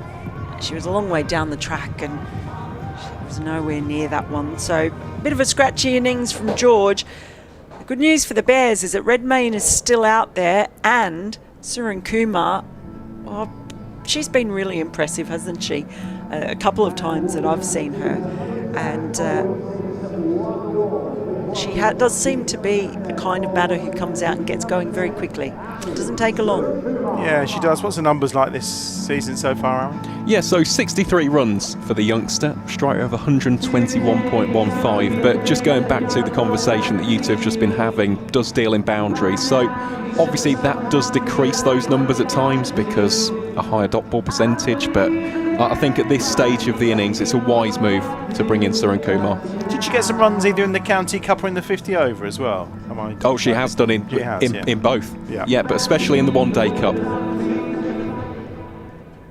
She's got some real ability with the bat, as well as with the ball, of course. Still so young too. Straight away, looking to get forward. She's got to get back here. Oh, she's gone. She's out. Well, after the big up, she's gone, run out without troubling the scorers. And it's a 4th wicket down for the Bears on 140. She advanced down the wicket. It was never really a single there. And she's on her way. Yeah, I think you're right. She was also ball watching, not paying attention to a partner, and just gave herself too much to do to get back down there. She just set off straight away. Despairing dive, but I don't think she was ever making her ground. She might have seen Redmayne backing up a couple of steps and assumed that she was coming down, but lack of communication, lack of awareness, risky single, and that is a shame for Surinkumar because we were looking forward to seeing her get going. And the Bears really clearly here looking for a boundary hitter because Mary Taylor's coming in to bat, who we know can hit a long ball as well. 2 wickets in 2 balls, just what they didn't want, the little cluster of wickets. All of a sudden, that sort of 178 that we were talking about, getting it up there in the high 170s looks quite a lot more difficult. Well, 4 runs and 2 wickets in the over so far from Danny Gregory. And that would have been a direct hit and would have been out as well, but they sneak through for the single. And I guess the key here to getting to 170 is going to be Georgia Redmayne, isn't it? Yeah, she's faced 16 balls. She's been out there for a while and on the 20. So we talked about her getting starts.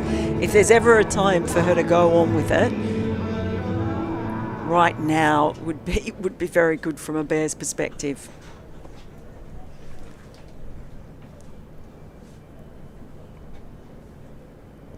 Full toss into the leg side from Redmayne. It will just be a single. You got away with that one a bit. Just a little. It's a big full toss. So 17 overs gone, 142 for 4. So 3 overs to go. 10 and over gets them to 172 if they can go at 10 and over, which I don't think they've done for quite some time, but it's still got to be the hope, you would feel. Well, you remember what I said about you don't want to get to sort of a mediocre score with, at the moment, 4 wickets down. No. So you need to find a way. It's a really interesting one. It's like once the opening batters are gone, they sort of lose their mojo a bit, don't they? Well, and I'm going to say, and Aaron can probably back out with numbers, I think it's partly because the middle order's just not been in any kind of form, really. It's the openers that have carried most of the run scoring throughout the season. Yep, completely agree, and that's been the case prior to this game as well. I mean, we've spoken about the form of Meg Austin. She's had a wonderful 2026, so it is, but it just takes one innings, doesn't it?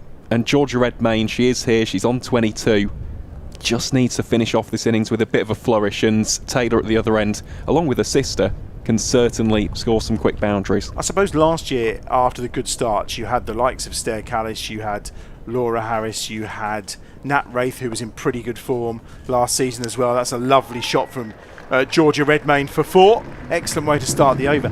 They were all contributing and were keeping the run rate going in particular, weren't they? Oh, most definitely. I mean, Laura Harris struck over 200 and had more sixes than anybody else in the competition. She struck a competitive career best of 77 from 34 against Somerset in one innings in the Blast last season. So completely agree. It's just felt as though in the absence of your Callises, in the absence of Laura Harris, they just haven't had someone step up. Well, Nat Wraith's not been in great form, has she, in the Blast either, and she contributed quite a bit in some of those games last season too. So maybe today's the day where the middle order steps forward and Georgia Redmayne's doing her best to make that so. She's on to 27 off 19. Yeah, it's just starting to find some fluency, Georgia Redmayne, but I really need her to step up. You feel now you've only got a couple of overs left after this one, so just feel like Redmayne has to stay out there, but she can't just stay out there. She's got to keep that run rate going northwards. They'll be relying on Mary Taylor here to try and provide the big hitting to the boundary ropes. Buckle has 4 balls to go. She has 2 for 29. The leg side boundary is the long one. If you're watching at home, I think Mary Taylor will be looking to go fairly straight here if she can. And she gets a top edge, and it goes straight but backwards as part of straight, and it doesn't quite reach the ropes. That's an excellent piece of fielding, and they will come back though and complete a third. It's well run. It brings up the 150. Not quite what the doctor ordered, but we'll take those. yeah, however they come. Just a thick top edge, but got enough of it. What a great effort this was, though. Just managing to keep it in. That's real commitment in this heat to chase it down, put the body on the line. I mean, if we get time, we could do an analysis on that shot from Mary Taylor. I'm not sure technique-wise, but as we say, they all count at this time of the innings. 150 for 4. Redmayne now on to strike. It's going to be one more to the total. 151. Since that last wicket fell, how many dot balls have there been? That's one thing I think that they've eliminated. They've got 9 off the over so far this over. So we talked about trying to get 10 and over for these last 3 overs. Anything above that will be a bonus in these last 2 balls. Yeah, no dot balls since the last wicket. It's 11 off 6, this partnership. Ooh, hello. That was a little bit cheeky, wasn't it? Was it the wind, though? Because it's the far Oh. bail that's blown off. So I think it may have been the wind rather than Anna Buckle just trying to give a little warning to Georgia Redmayne. Obviously, we don't use the heavy zinger bails for this, do we? So No, but there must be windier out there than it actually looks. the breeze does look like it's got up quite a bit, to be fair. Here's Buckle again. Well, there is a dot ball. Yeah. First one we've had since the wicket. 151 for 4. Going over the wicketkeeper hasn't really worked for anyone today, Well, has it? no, but I can see why. Obviously, can see, third, and fine legger inside the circle. So there's an opportunity. That's what she's good at, though, standing and delivering. Doesn't quite get all of it, but will get back for 2, and it will become a profitable over. 153 for 4, and there's 11 off of that over from Buckle. 2 for 35 she finishes with on debut from 4 overs. Yeah, now we are looking at getting into the 170s. So, which I think they need to, because this does look like a belter, and oh my goodness, if Laura Harris gets going. Well, I think as you said earlier, Georgia Redmayne's not a Laura Harris, is she? She's not going to come and, biff it out the ground. But what she's done here is accumulated her runs very well. And at this point, 2 overs to go, if she ends up early 40s, not out, then it's going to be a 170 score, isn't it? Yeah. There you go. The wind is picking up. But is that a little wind? A little wind vane? Is it a weather vane? What are they called? I just judge by the flag in the distance, and it does look quite strong, but it's moving around a lot as well. But predominantly it's towards the Birmingham end. Moore back in to bowl a 4th over. Oh, that's going to be tight. It's a direct hit, and it's gone. And that's the end for Georgia Redmayne. The best laid plans. It was always a tight single, and we mentioned how there's been no direct hits. Well, there's the first of them, and it's 153 for 5. Yeah, saw her toss a bat up in frustration because she knew that she was a set one and wanted to take it home. I mean, they've chanced their arm quite a lot in this innings in running the tight singles, and she is very, very quick running between the wickets as well, Georgia Redmayne. But a good piece of fielding. Davidson Richards with the jet arm. Does that put a spanner in the works of the 170s? I think it probably does. Chloe Brewer's coming in. She'll obviously do her best as Redmayne departs. It was a full toss as well, wasn't it? That's the frustrating thing. I think it's a full toss that was there to be dispatched, and it's ended up costing them a wicket, which is never good. Do you think how many times a wicket is taken off a full toss when you get that really rank delivery? Chloe Brewer is in. Not Nat Wraith, as the scorecard will tell you. It's definitely Chloe Brewer. And she spent most of last season up here with us. I think we're fairly familiar. I think she might be joining us a little bit later today as well. 153 for 5. And here we are, 2 dot balls at the start of this penultimate over. Not what the Bears wanted. Collier Moore has bowled well. That's nice. Little scoop over the shoulder from Mary Taylor, and it brings 4 runs. That's what's required, and with those 2 fielders inside the circle, it's always an option. Well, it is, and I mean, we said early on we could when even Abby Freeborn went for that and got out. It was just the execution that wasn't there. Well, that time the execution was terrific. Got it just fine enough as well to beat the fielder. Pre-planned. Good contact. It's a very good little flick. Plenty of movement around the crease as well from Taylor. She hammers that into the leg side. Just 1 more to the total. 158 for 5. She moves on to 11. 5 off the over. 2 balls to go. And I think, and we're talking, time-wise, they've been penalised. There's an extra fielder coming inside the ring. For that reason, beyond the cut-off time. We just saw a direct hit, but it's not been their best day in the field, you would suggest. Well, I assume they've accounted for the additional drinks breaks that have gone on in adjustment of the cut-off time, but it was 28 minutes past 4 that we had to have started the final over, and we've ticked round to 4:29. Driven down the ground, straight to the fielder who's just been brought into the circle, but they still get the single. 159 for 5. Well, the Bears have to make the most of this now. They've got this little leg up, and the extra fielder being in.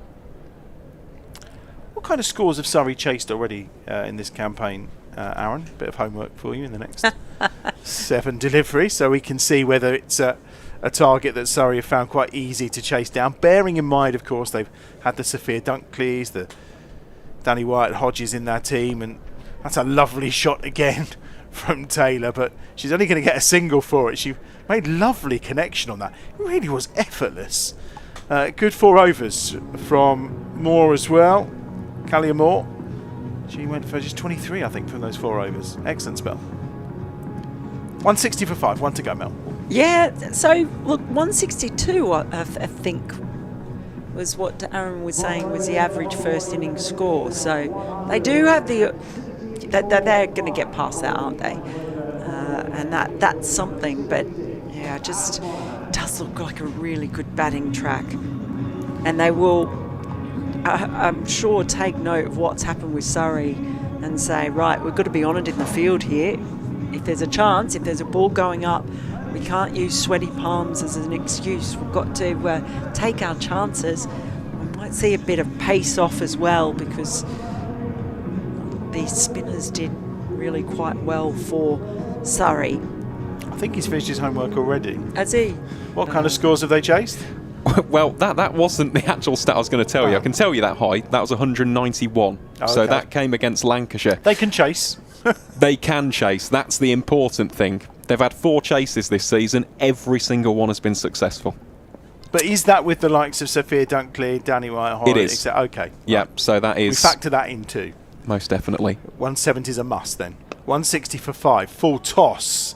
And they've turned the single down, which I think was probably a wise move in that instance. But you probably want to make a little more of the full toss. I think she was almost taken by surprise.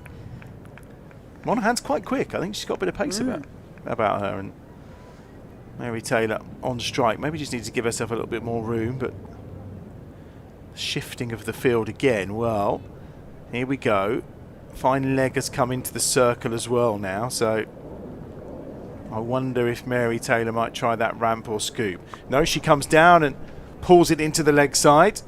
Does find the fielder, but they will get back for 2 here. Well run.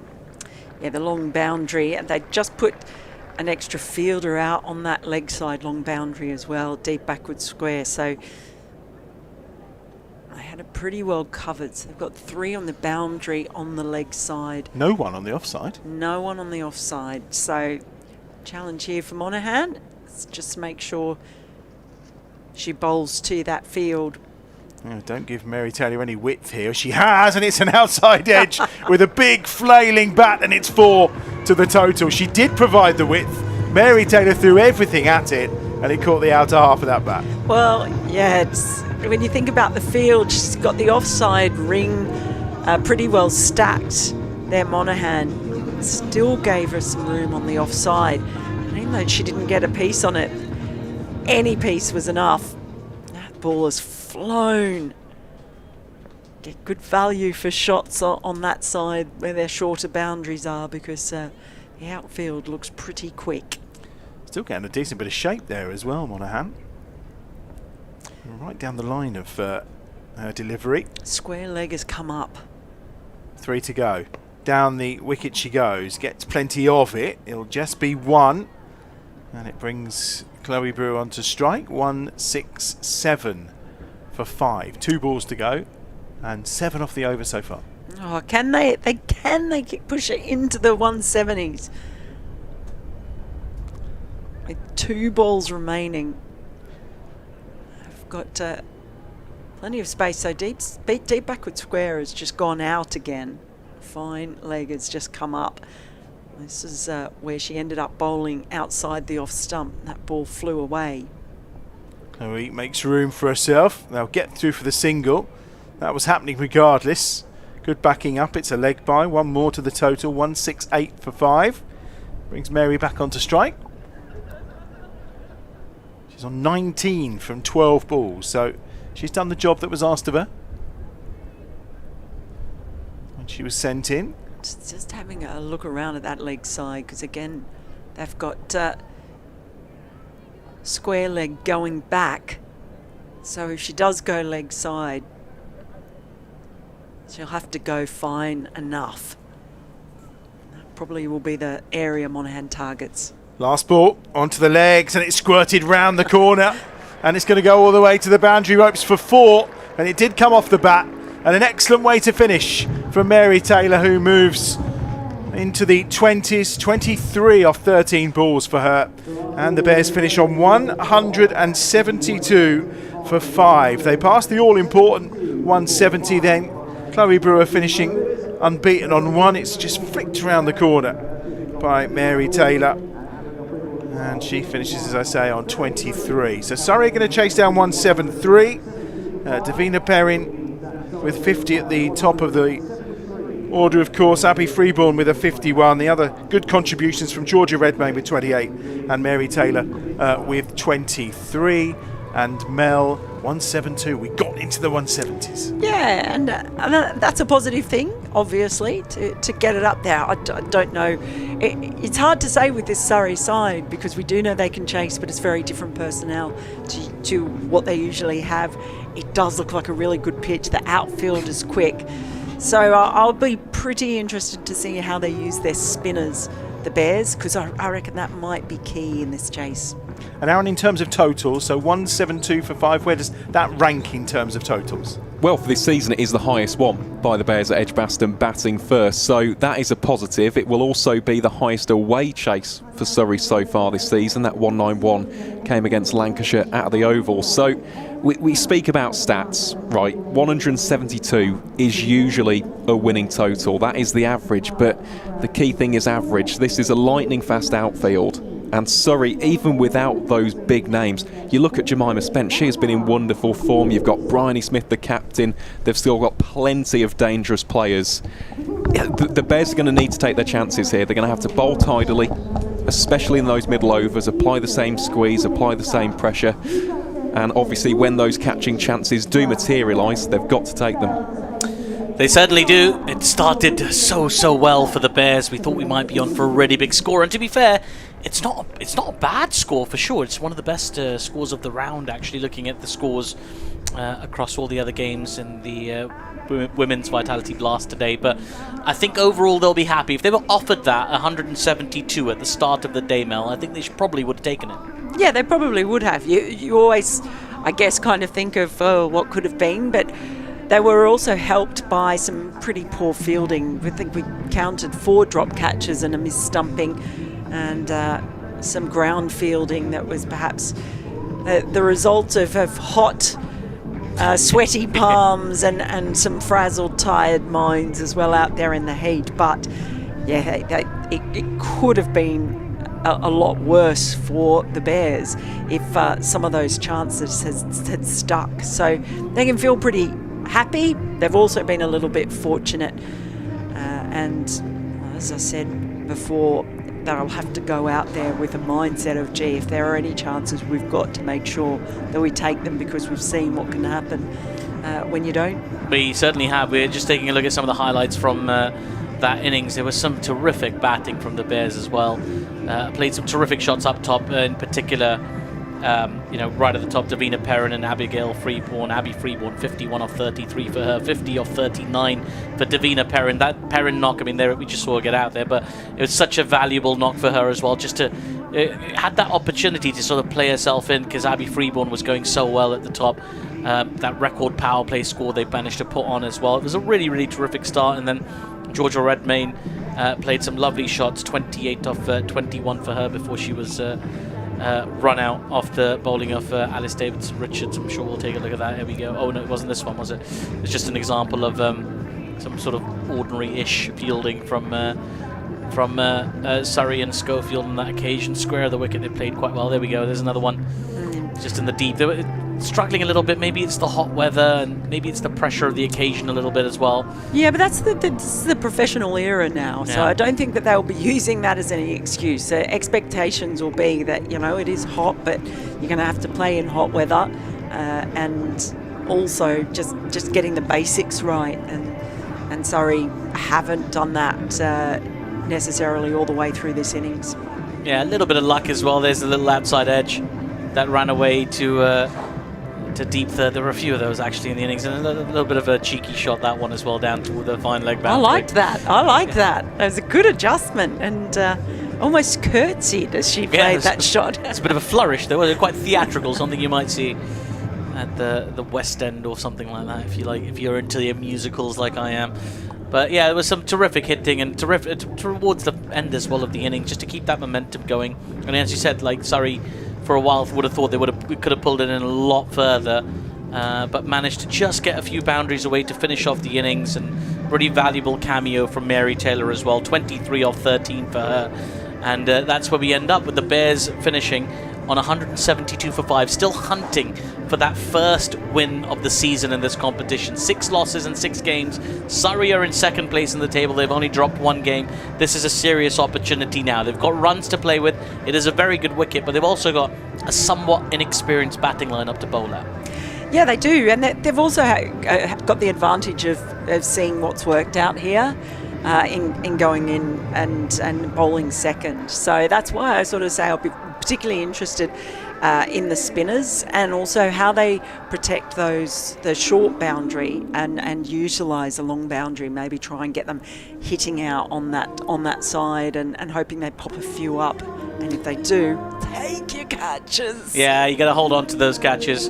It's just very tricky because there's all sorts of factors in play, including like the conditions, as we say, the weather, as we say. But square of the wicket, you got to get your fielders exactly right as well. Maybe that's a trick that they missed Surrey a little bit. I felt like particularly early doors, they didn't really give the bowlers the correct kind of protection. I don't know. Yeah, felt that. Aaron and I were talking about that, weren't we, Aaron? In that power play, that we thought Surrey had got it slightly wrong when it came to the fielding. You were actually getting really annoyed. I wouldn't say really annoyed, but no, I agree. I think that the field placement, especially early doors, is incredibly important, especially against those boundary hitters. It's something which Surrey didn't do particularly well early innings. So that for the Bears will be crucial, and it's something which we spoke about against the Blaze. You had someone like Emma Jones, very, very strong with those reverse sweeps, the scoops, and the fielders weren't necessarily in the right position. So yeah, I'm watching out for that today as well. Well, it wouldn't be unlike Aaron Biles to be annoyed about fielding position, so don't worry about it at all. He's a very passionate man, very knowledgeable man. We're very pleased to have you there, Aaron. Just a reminder, by the way, this is the first of a double header at EdgBLASTon today as well. Later on today, the Bears men, the Warwickshire men, will be in action against the pairs, as we call them, the Worcestershire men. Seen a few of them down there practicing away, getting ready for the big game, getting psyched out by the local crowd as well. A few travelling people as well, people travelling from Worcestershire. It's not the biggest drive, I suppose, not the biggest journey. No, it's only like 40 minutes on the train. Yeah, there you it's go. Next door. That's why it's so intense, the rivalry. Exactly. It's a couple of train stations away, essentially, but that'll be in action later. There'll be a separate stream for that here on this channel, so make sure you subscribe to this channel to know exactly when there's new games coming up. You can also push that bell notification, so that gives you a little notification on YouTube that there's another broadcast starting, and you can stay across all the great action here at EdgBLASTon this summer. The crowd is starting to build just a little bit. A lot of fans still taking cover under the shaded parts of the stadium. You can understand why. It's pretty warm here. Still hasn't really cooled off. There's a bit of a breeze about. You can see the trees in the background moving on the far side of the ground, but it's still a lovely, lovely day here. And there's lots of shady bits of the ground if you want to come to. Even in the holly stand, the back bit's quite populated. Some people really, really like this. And there's 2 types of people, in my experience, Melinda. Those who adore the sun and want every little inch of it, and the sensible people. There you go. That's Melinda Farrell, by the way. Address all complaints to her, not to me. The umpires are very keen. They've made their way out quite early, actually. The players are still on the edge of the circle, just still huddling up and chatting and getting ready for their for action, their fielding effort, the Bears team. But yeah, reminder, stay with us. That second game is going to be an absolute cracker. The Bears men haven't gone particularly well, but still have an outside chance of qualifying for those quarterfinals. Managed to make every single quarterfinal of the last few years have the Bears, so hopefully, in fact, every year I've been on the Bears TV, they've managed to make at least the quarterfinal, so it'll be really nice to see them go one step further, make it to that finals day, and that's not a million miles away as well, just a few weeks away now. One of my favourite days of the entire calendar.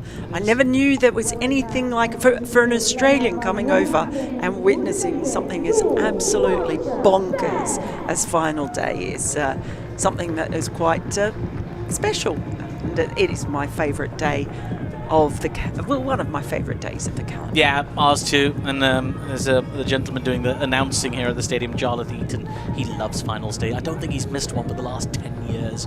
He turns up every year, not in fancy dress, annoyingly, but he does come and he has a great old time.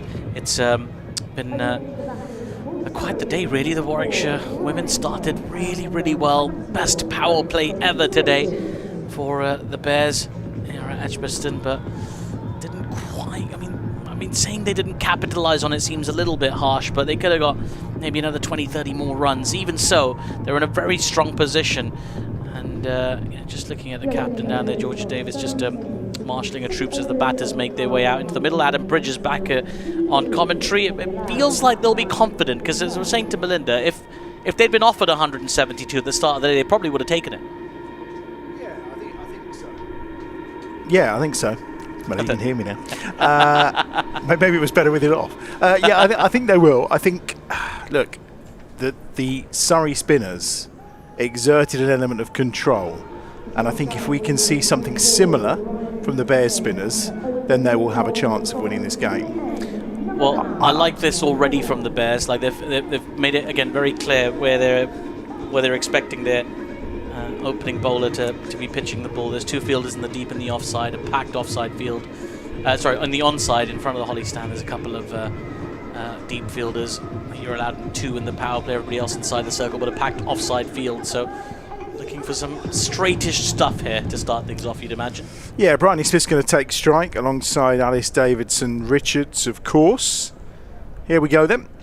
173 is the total required to win. It's going to be Mary Taylor, who provided a flourish at the end with the bat to open the bowling, straight onto the pads of Bryony Smith, and there is no run to start the innings.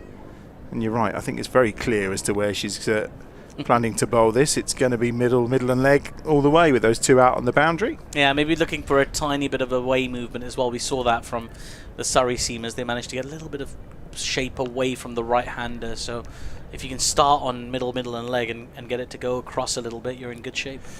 Deina Perin, one of the better fielders as well, out on the leg side boundary, and that's outside the off stump for Bryony Smith, who swings and misses on this occasion. Maybe just a little bit too full to play that shot. We saw a little bit earlier on Abby Freeborn nail one of those cut shots of a similar delivery, but the difference being she plays a week in, week out, probably a bit more in tune with the surface. Certainly does. And obviously up the other end, Alice Davidson-Richards. Not much more to say about the quality of her throughout her career. Another ball on the money from Mary Taylor to start with. 3 dot balls. Very good start. Build a little bit of pressure early doors. And good noise as well. Good body language from the Warwickshire players. I'm sure one former Bear said if you have 3 dot balls, then the 4th ball needs to be an action ball of some description if you're batting. So let's see if this is an action ball for Bryony Smith. It's a wide, in fact, down the leg side. There's an action ball for the umpire. Very much so. Very swiftly into place. Gareth Cross to outstretch his arms. Probably a nice breeze today if you should outstretch your arms just in those moments. Yeah, it's quite pleasant actually. Have you been out? Yeah, I went down there by the sound tent and took in a little bit of the ambience. Took a selfie? I should have done that. In the sound tent. There's no lift there, isn't it? You could have scanned the QR code and appeared on the big screen. That's cut away for 4. There was a bit of space there outside. A bit shorter, I think, in length there. Needs to be a bit fuller. And it's taken advantage of by Bryony Smith. Yeah, you see this often really from bowlers, particularly after they concede an extra, particularly after a wide down the leg side. There's always an overcorrection as a batter. You can almost sense that it's going to come. And you got a short wide one to follow up with one down the leg side, and Bryony Smith made no mistake on that occasion. Terrific timing and placement. It's just a brilliant outfielder. The square is very quick, so anytime you get it in the gap in the covers, it's always running away towards the boundary. Yeah, no chance for Amu Surrenkumar to cut that one off. That's better, fuller, and a decent line just on the off stump, and it's another dot ball. So in total, that's 4 dot balls in this over so far, and I think in the whole of the power play, Surrey 6. only bowled 6, was it? Yeah, because it was. I remember because Aaron had to use his hand to signal 5, and the following delivery was a 6th. Ah. And I was really hoping we'd get to 11. I just wanted to see how he'd do it. Here's Taylor. Last ball of the over. Played out by Smith again. They'll get a single this time as Surrenkumar does one of those very dramatic Hollywood stunt person kind of dives. And it's 6 without loss, so they've actually managed to match the Bears score at the end of the first over. And 3 or 5 of those runs have gone to Bryony Smith. And yet to face the ball is Alice Davidson-Richards. Interesting to see who gets the new ball at the far end, and it's going to be Amu Surrenkumar. Yeah, well, fresh off that Hollywood diving effort, as you say. I'll give it credit. I think that's pretty swift movement there on the edge of the circle. And you kind of want to tumble in a way that you don't give yourself sort of grass burns off the pitch. That pitch is quite rough as well when you tumble onto it. And it's not the kind of day you want to wear inners, that inner layer, that, what's it called? Plexi grip? Flexi grip? Something? Tubey grip. Tubey grip, that's what it is, right? Flexi grip. I've trademarked that, that's mine. Nobody jump on that idea.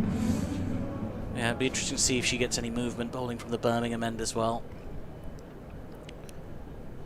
Surrenkumar, brief stay with the bat. Let's see what she can offer with the ball this time. 6 without loss then. Start of the second over. 167 more required to win. Surrenkumar bowls to Smith, who rocks onto the back foot and will collect a single. Yeah, I'm pleased to see that from the Bears captain, giving that protection to Surrenkumar early doors, a deep extra cover. I know some people don't like to see a deep extra cover, you know, so early in the power play, but you've got to use every advantage you can get. It's particularly at a ground like EdgBLASTon, where there's so many pockets for boundaries, you know, lots of gaps to exploit. Give yourself a little bit of room for error in the deep, with a fielder either side on the boundary, either side of square on the boundary. Hannah Baker was doing the fielding this time in front of the Hollies, which will be bouncing a little later for sure when the pairs are in town. That's going to go all the way for 4. Played away. First ball for Alice Davidson-Richards, and she cuts it to the boundary rope. Yeah, just over pitched on that occasion, just had to lean on it. Did Alice Davidson-Richards. Again, as we say, those gaps are very, very unforgiving on the offside. There is a cover sweeper in place, but she managed to guide that just behind square. If you notice that little flourish, so just let her bottom hand give the bat a little twist that allowed the ball to go behind square, and Baker wasn't going to get anywhere near that. We'll find out from Aaron in a minute what kind of matchup this is between these two in terms of how Amu is performing with the ball and how Alice Davidson-Richards is performing with the bat this campaign. Well, it's interesting that you mentioned matchup there, because there might be some Bears fans tuning in today and going, well, where's Alexa Stonehouse, who usually opens up with a new ball? But of course, she's on loan from Surrey, so she was ineligible for this game today. With regards to Surrenkumar this season, 2 wickets with a 7.64 economy. I'll go through ADRs in just a second. It's a lovely ball. Slightly slower, I think. Full. And it took ADR, as we call her, or to her friends, by surprise. And there's no run. Yeah, so for Alice Davidson-Richards, 146 runs, striking at a decent rate of 116.8. So, again, though, this is almost a completely new matchup because of where it is in the game. It's the power play. It's very, very early doors. So far, Surrenkumar has done a very good job.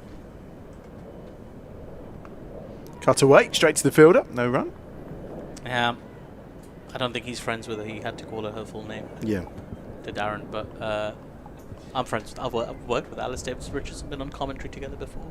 Have you? Absolutely delightful. Yeah. She joined us for broadcast on one of the games of an international league that is done in a similar manner to the way that you managed to fly away to America and back super quick. Last ball of over 2.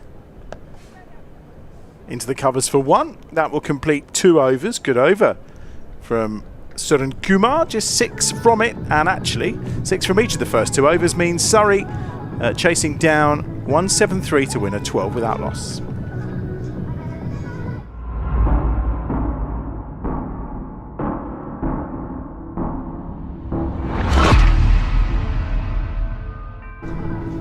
If you have just joined us, you missed 50s from Deina Perin on her return to the Bears team following injury, and Abby Freeborn as well. Both notching good 50s, 30-odd balls for each of them, in that total of 172 that the Bears posted.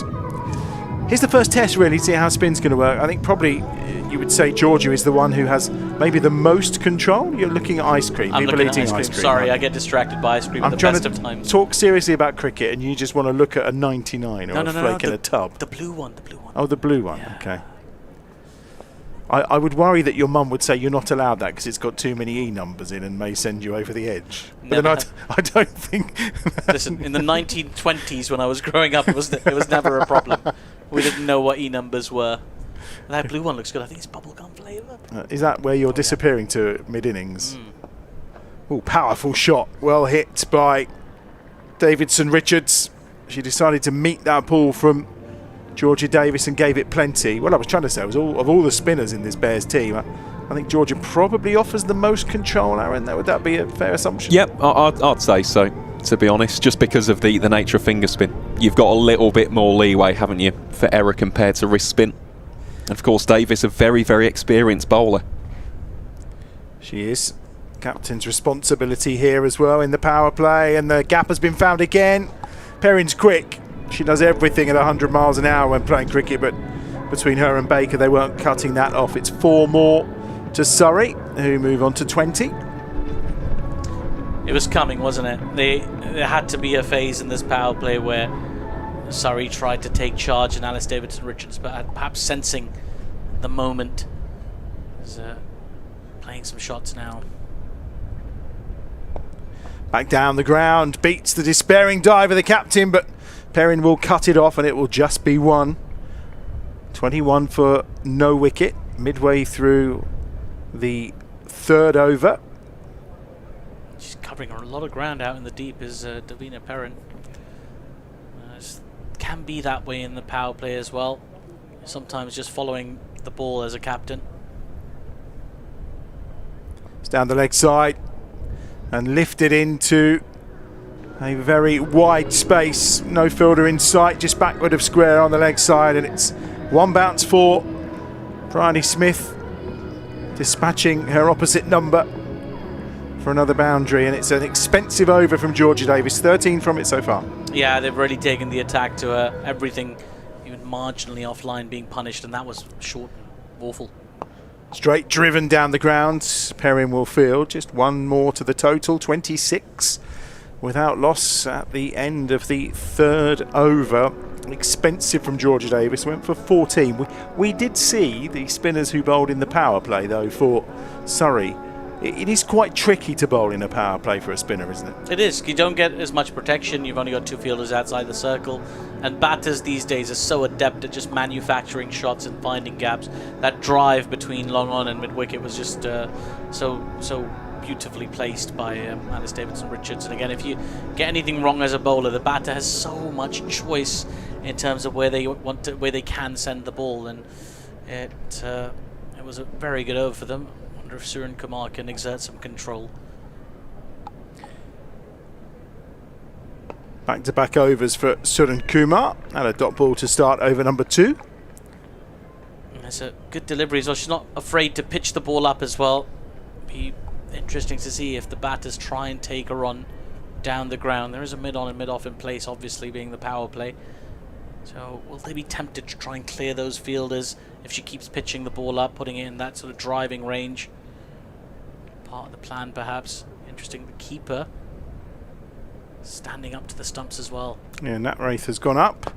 Bryony Smith will just cloth that into the leg side, and there is no run. Men playing later, as we mentioned, against the pairs. Yeah, big game.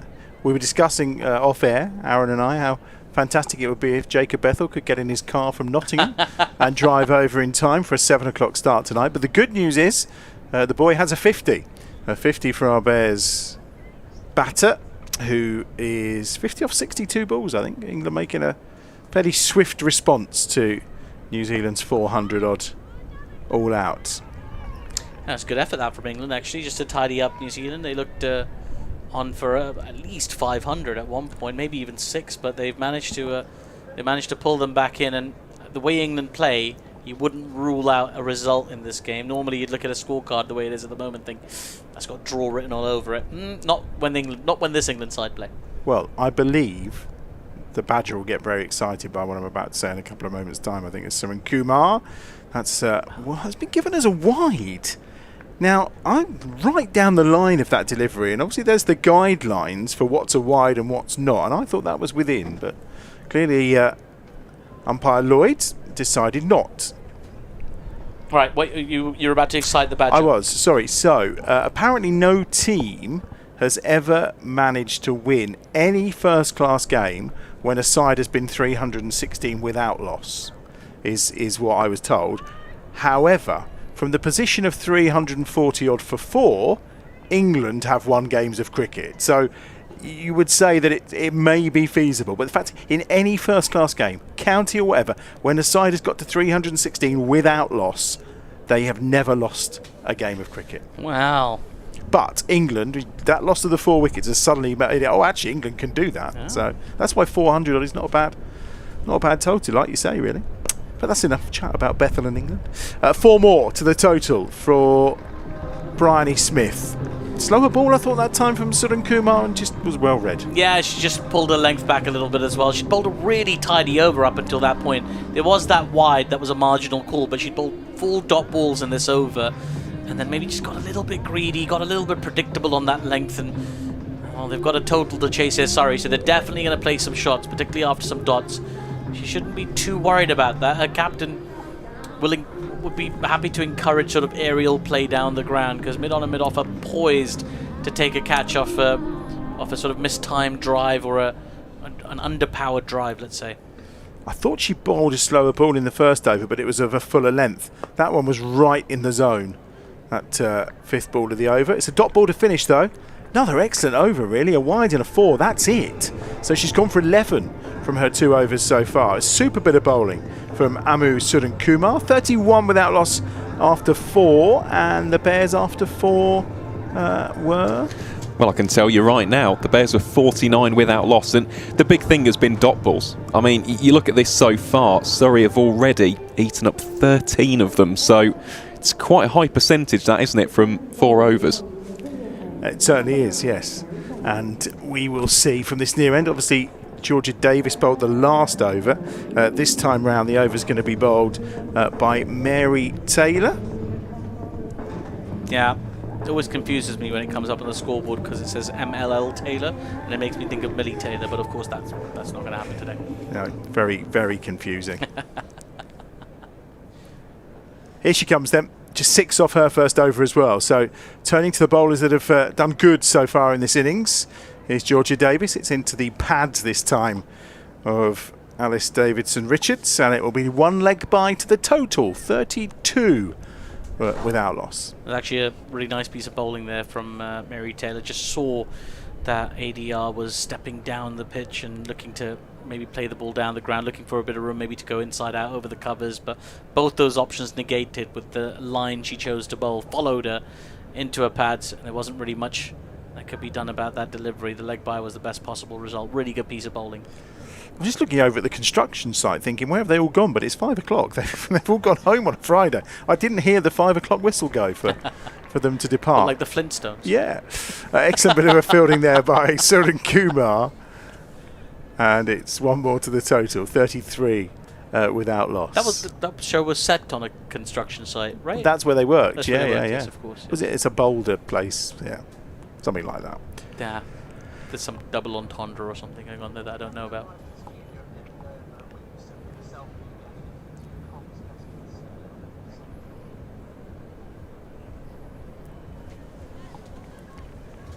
It's a wide ball from Taylor, 34 without loss as things stand.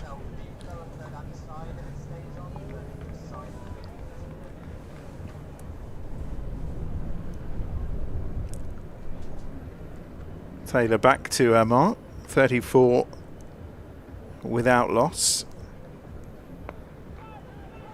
Good ball that. She saw a little bit of movement from Alice Davidson-Richards and just dropped it in a little bit shorter and just tied her up for space. They're playing a bit of cat and mouse here, aren't they, between them, Taylor and ADR, a bit like Tom and Jerry, if we keep those 90s cartoon references going. 90s? 80s? Where was the Flintstones? 80s, yeah, I was young, yeah. And I would probably argue Tom and Jerry, we're probably going back to the 70s to start. Yeah, absolutely. They were around for years. There's a lot of movement this time, but Taylor still just provides nigh on the perfect ball to be scooped by Davidson-Richards, and it will just be 2 to the total. Well, there's setting yourself, and there's making it very blatantly obvious what you're about to do. Well, she looked like a pizza chef for a second there, ADR. She's ready to flip the pizza up in the air, but she's sort of unfortunate a little bit that there wasn't as much pace on that delivery, and maybe we can credit Mary Taylor with seeing what ADR was about to do and just opting to just take the pace off a little bit and ensuring that ball didn't whistle away to the boundary. I was going to say, what do you do then? Do you dig it in short? Do you know, there's many options as to how, or just to follow her? Yeah. Swung into the leg side for what will be one more. 37 without loss. She's managed to sort of negate that game plan completely because we've seen ADR step down the track a couple of times in this over, and she's stopped trying now because she knows Mary Taylor's going to follow her. And the only thing she can really do is step further outside her leg stump and potentially get into a bit of a tangle. So it's really good bowling, really skillful stuff in this over from Mary Taylor. The required run rate is up to just shy of 9. Currently going at 7.6.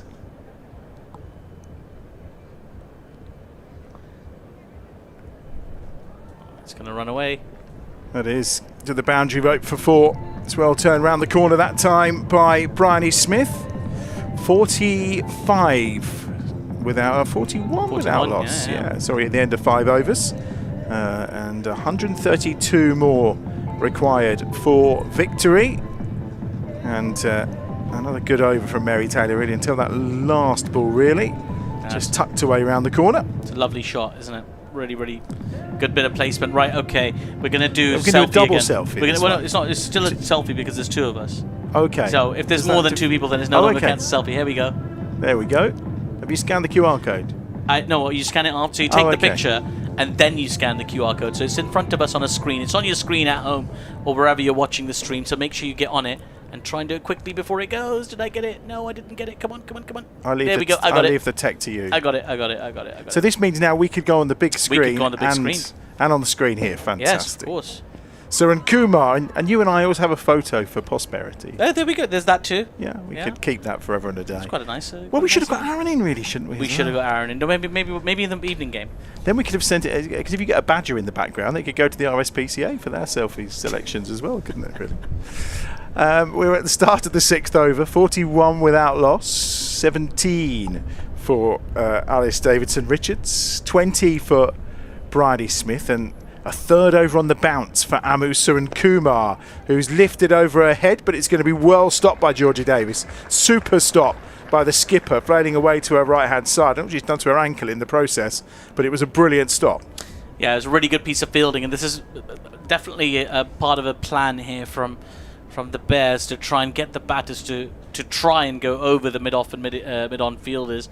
It brings them into the game, that mid-off and mid-on fielder, when there's some elevation in the ball and that ball is on that driving length. And so far, so good. Could come out of this power play with a big lead. That's until Bryony Smith has just effortlessly cleared the boundary ropes for 6. That's a huge hit, and she really put no effort into that at all. It was all about the timing. Yeah, she's bowling with good pace, Surrey Kumar, and she knew that Smith. She just had to make a little bit of room, clear that front leg out of the way, and clobber that ball down the ground. It was always going to go the distance. Really nice piece of timing and power as well there from Bryony Smith. And now this partnership is starting to become a little bit irksome for the Bears, I would say. Just too shy of a half century. She's on to 26 is Bryony Smith. 3 balls to go in the over. 7 from it so far. Turning into a slightly more expensive over for the Bears. Surrey Kumar with a slower ball outside the off stump, and it does the job. It's well bowled. It's a good response, and there's no run. Yeah, it's part of the same effort from Surrey Kumar, was bowling at a good pace, and this is the challenge of being a pace bowler in the power play, because you don't have a lot of protection in the circle, and the ball really just flies off those edges and even the middles of the bat, so you don't have a lot of protection. You really have to execute well.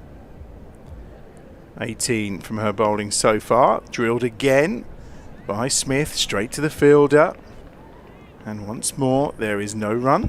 It's good from the Bears, though. The fielders backing up the bowler, making sure they're behind everything and not letting any of these runs go for free. It's the last over before the power play. She's only conceded 7 so far, so I think the idea is to get out of this power play as cheaply as possible now. Here comes the final ball of the power play. Final ball of this third over from Surrey Kumar. It's another dot ball. And after going for a 1 and a 6 off the first 3 deliveries, that's an excellent response. 4 dot balls in total in that over. 3 overs for 18 from Amu Surrey Kumar. And to talk us through the power play, here's Aaron. Yeah, that is a very interesting power play, to say the least. So, for comparison, the Bears were 65 without loss. Surrey, as you can see, are 48 without loss. But the real difference here is the dot ball percentage. There have been 18 dot balls in the opening 6 overs, so that is 3 overs worth of deliveries which have not resulted in any runs being scored whatsoever. We'll see here on the highlights plenty of boundaries, so there were 7 fours and 1 massive 6, an effortless one from the captain Bryony Smith, but it's an incredibly high dot ball percentage, exactly 50%, something which Surrey just needs to be mindful of, and for the Bears, obviously it's a case of almost capitalising on those very wily overs. Well, that excellent stop from Georgia Davis seems to have come at a cost. She seems to have caused herself a bit of a problem. I thought it might have been the ankle to start with, but the physio is out there, maybe just administering some painkillers actually, because it probably is the ankle. I thought it may have been a hand injury too. Here's Surrey Kumar again with some of the highlights from the power play. That shot from Bryony. It's Scooby-Doo. Well, I mean, let's carry on. We've talked about the Flintstones. We've talked about Tom and Jerry. Clearly, in the crowd today, there's none of those, but we have found Scooby-Doo. Yeah, Scooby-Doo's from the 80s, 90s as well, presumably. I think with Scooby, you may even be going back to the 60s potentially. Really? I think so. Yeah. Talking dogs in the 60s. They did. Well, of course, they're talking heads. Don't you remember Mr. Ed, the talking dog? Talking horse? Talking horse, yeah, Mr. Ed, of course, yeah. Well, actually, to be fair, I didn't know about him until I saw Eddie Murphy reference him in The Nutty Professor. So, yeah, it's one of those meta things. Yeah, it's a fun day for cartoons today. Well, I'm a bit concerned that Scooby's out without Shaggy, though, obviously. Yeah, it's just got out there, and I think he looked like he was doing a crossword or something, or maybe some kind of assignment for university. So hard to tell from that angle. But to be fair, I always thought Scooby was the intelligent one. Yeah. Here's Hannah Baker. Oh, look, there he is. Oh, he's on his phone. What are you doing, Scooby? Pay attention to the cricket. Thank you very much. You've had your 5 minutes, mate.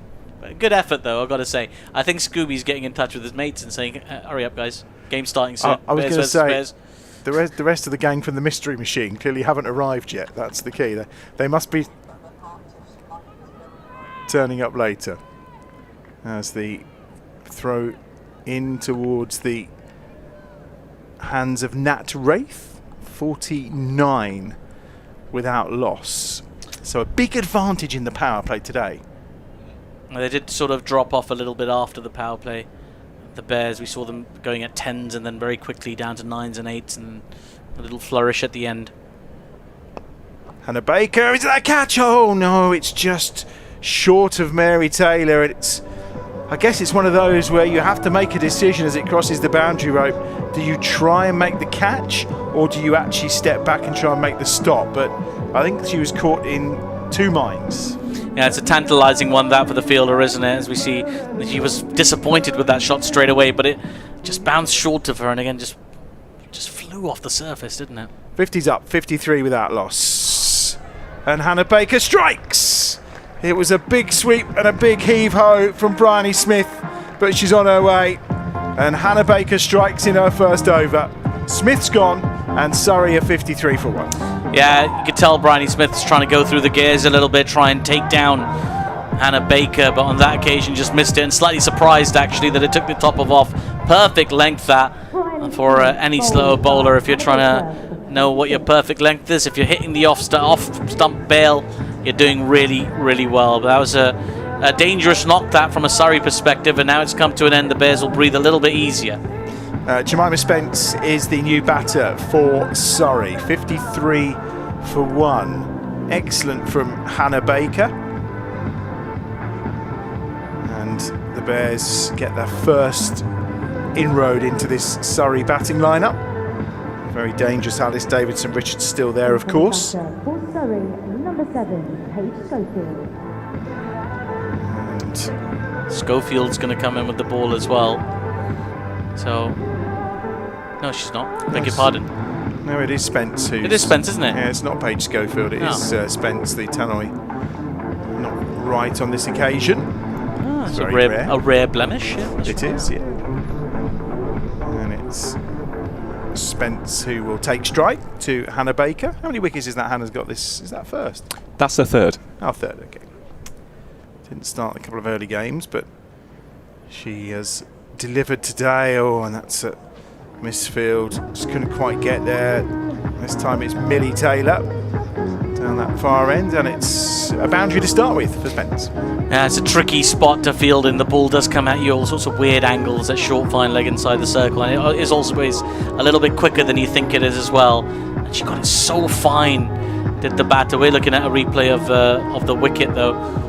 It was a big wild swing, wasn't it, from Bryony Smith? There's the one. There's the boundary.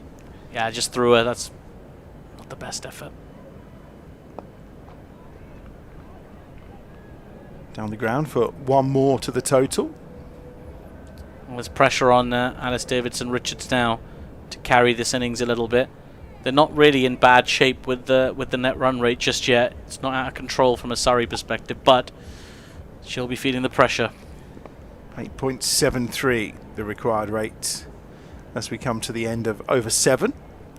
Well, this was the point, of course, in the innings where Surrey started to squeeze the Bears and reduce very much the run rate per over down to around 5 or 6 for a period. So, crucial stage of the game. These middle overs make or break these run chases. It's something I wanted to ask you, Adam, and maybe Aaron will know this as well. Surrey, for a couple of seasons, went by Surrey Lions, didn't they? And why did they drop the tag name? And why do some counties have them, some don't? Why don't we have uniformity in this whole thing? A Glamorgan something this year? There's Glamorgan or just Glamorgan? Okay. Gotta get your branding game up, lads. Or Worcester still the Rapids? Yeah, we call them the Pears, obviously. Yeah, Worcestershire Rapids, yeah. It's not a great name, is it? The Worcestershire Pears. No, but the Worcestershire Rapids, like Worcestershire Pears sounds a bit agricultural. Whereas the Rapids, it makes you think of a theme park, you know, those rapids. It does, and there's many of those in Worcestershire. Theme parks? No, rapids. Oh, okay, gotcha. 59 for 1. We're into over 8. And it's the arrival of Millie Taylor, and there was a moment when Nat Wraith thought she'd got a wicket with her first ball. Have you done much rapiding in Worcester? No. No? No. I'm not a fan of rapids. You don't like rapids? What's wrong with rapids? I'm not great at hurtling through water at high speed. It's not something that gets me excited. I'd rather spend a day at the cricket. High speed? It's like just... It's not like a log flume, which, like, you know, descends really fast and then you get the big splash. It's just tumbling away in the water. It's quite nice. Yeah, no, you carry on. 60 for 1. Over 8. The Worcestershire bias runs deep, and he doesn't like rapids. He hasn't had a pair since 1992. Oh, I eat pears for breakfast. Don't you worry about that. This is a very, very important phase for the Bears here. If they can just keep the squeeze on, just as Surrey did, as you said, just keep it quiet, particularly while the new batter's out there. Keep Spence on strike a little bit more as well. Yeah, Millie Taylor, who was so crucial to the Bears' success in this competition. Oh, that's a great catch. Wasn't sure she was going to get round for that Abby Freeborn, but she did. And Millie Taylor strikes. Well, I was about to say she was key last season when the Bears went on that winning run, and she struck today. Surrey 2 down, and Spence is on the way. Yeah, it feels like an important moment in that game. Spence trying to be sort of creative, inventive, trying to play the sort of switch hit, get a floating top edge, and those are the ones that you see go down so often because the ball's sort of running away from you in the air. She's done very well to judge that, as Abby Freeborn, always in control, got into the exact right position, put her hands out, and took it. And that's a big wicket really for the Bears, just stunting that momentum that the Surrey team were trying to build. And again, continuing the squeeze. Alice Davidson-Richards stranded at the non-strikers end. She's on 21 off 19. But without support, she's not going to get to that target of 173. They dropped a few catches, did Surrey, so if the Bears can hold on to them, then I think we'll see it will help in this run chase. Could be crucial. And Aaron Millie's back, which is good, isn't it? Back amongst the wickets. Most definitely, yep. Of course, she was the leading wicket taker in the entire competition last season with 22 wickets to her name. That's the third one of this campaign, and, well, as Artif you've mentioned, getting Jemima Spence out is massive. She punished the Bears enormously in the One Day Cup with that air of innovation. 60 for 2. Paige Schofield is the batter this time round. Comes in to join Davidson-Richards. And what an excellent over so far from Millie Taylor. It's gone for 2 runs. We've seen the wicket of Spence. There is 1 ball remaining. Just got to get out of this as cheaply as possible now. Millie Taylor, no boundaries here, and the pressure will continue to build. And it's a dot ball. Brilliant over from Millie Taylor. Completes 8. And the score 61 for 2.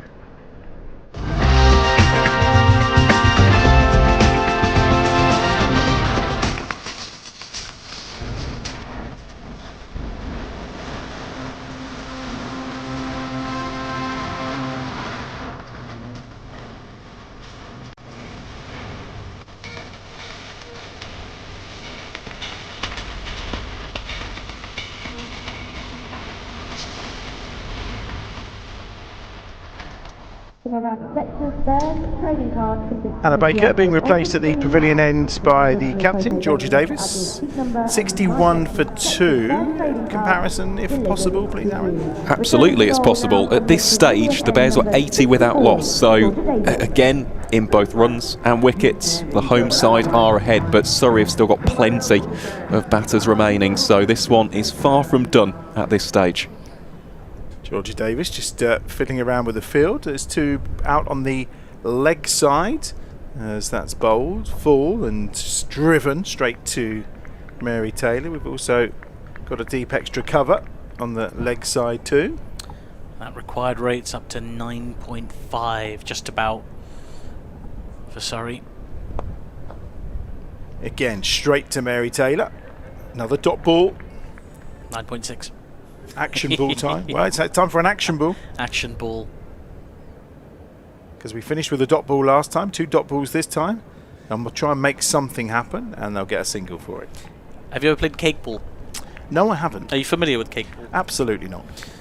So it's something that players do. Something that players do where they call a certain delivery. They can call like up to 3 deliveries and over, where they say, "This is my cake ball," and if somebody gets out on that delivery, everybody has to buy him cake. Oh, okay. It's Catherine Silverbrunt's thing. I mean, I don't know if it's her thing, but she's the one who sort of brought it into my consciousness anyway, and I quite like it. I'm ready for a cake ball. Well, you had me at cake. That was fine. I wasn't worried what the concept was. The moment you said cake, I was well. Cake ball. Used to be my favourite part of the cricket tea was the cakes. What did you like? A bit of Victoria Sponge? A country slice of Victoria Sponge, yeah. Always well received. Gone. Georgia Davis strikes, and Schofield's on the way for 2. And it's a 3rd wicket. And Surrey are starting to flounder a little here in the hot afternoon Birmingham sun. 63 for 3. Stumping by Wraith off the bowling of Davis, and Schofield's on the way for 2. Yeah, Surrey starting to feel some pressure, looking to play some shots. That net run rate continues going upwards. We just see a replay of the previous shot from Schofield, but she was trying to dance down the wicket, make something happen. Just a really smart piece of work behind the stumps. It was literally just a millisecond. But she whipped the bails off Nat Wraith. You can sense a little bit of panic creeping into the Surrey batting, as that required rate hovers just underneath 10 now. You can go at 10s for like 3, 4, 5, 6, 7, 8 overs, but to go at 10s for 11.1 overs is a different ball game. It's very difficult to do, and it doesn't come without risk. And right now, the Bears will be quietly confident that they're on track for their first win of the season. Phoebe Franklin is the new batter, 63 for 3. 110 required to win from here for Surrey. And again, Surrey missed a stumping. Could have turned out to be crucial. Nat Wraith hasn't missed a stumping. She's got the job done. So we've already seen catches held, we've seen a stumping made, and the all-round ground fielding actually from the Bears significantly better than what we saw from Surrey during the Bears innings. That's down the leg side. That will be a wide. Far away from making contact, to be fair there, Phoebe Franklin. Yeah, she's closing in, isn't she? It's the kind of sequence where you get a little edge on that sometimes. Last ball of the over from Georgie Davis. Worked out into the offside. They'll turn for a second here. But again, in terms of runs off the over, 5 from the over and a wicket. So it's another excellent over for the Bears. Surrey 66 for 3. And that's the end of 9 overs. Yeah, absolutely. And it's a good chance for me to remind everybody, if you're watching the stream right now, as I am, on my phone as well while we're on here, just give us a little like. Let's try and get up to 1,000 likes. So I'm going to do a little like for the stream right here. It's not the first time I've liked myself, but there we go. There's a like. That's how you got to do it. It's just a little thumbs up. Give it to us, and let's get to 1,000 likes. Let's do it, and hopefully the Bears can take this game all the way. Oh. It's looking good. 11 overs to go. 66 for 3. And Millie Taylor will continue from the far end. 2 runs off the first over, and that all-important wicket as well. Down the ground, aggressive from Davidson Richards, who's still there, ticking over at just over a runnable. One more to the total, 67 for 3, 23 from 22. She's kind of carrying the hopes single-handedly at the moment, but she hasn't got away either, as Alice Davidson Richards is just over a runner ball at the moment. That's not cutting it for Surrey. No, certainly not. They are turning the screw here. We said it would be key to how this run chase panned out, how the spinners bowl, what kind of control they had. And, you know, touch wood, fingers crossed, all those positive things. They're doing quite well at the moment. Yeah, they certainly are. When you're at about 10 and over required, every dot ball increases that quite dramatically and increases the pressure on the batter to do something. Cut away, straight to the fielder again. Another dot ball, just one off the first half of this over. That's 2 dots in a row as well. So, action ball? Oh, you need 3 dots. 3 dots. 3 dots. Action Okay, ball, cool. yeah. Cool. Nearly there. Not cake ball. I action definitely ball, prefer yeah. cake ball. No, well, yeah. This would be a good cake ball, you know. 67. I'm calling cake ball. 67 for 3, and it's another dot ball, almost a wicket.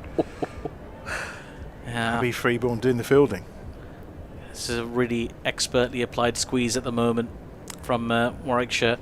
Interesting after a dot ball there, a little rotation of the field after a dot ball to say, actually, look, you can have the single on the leg side. Maybe trying to put them off for going for the big hit. And again, well, she did decide to go for the big hit. It was an action ball. And again, it's another dot. Brilliant over from Millie Taylor so far. I like that she followed through with the delivery she was always going to bowl as well. So not put off by the batter moving around a crease. Just persevered with that line going across the right-hander.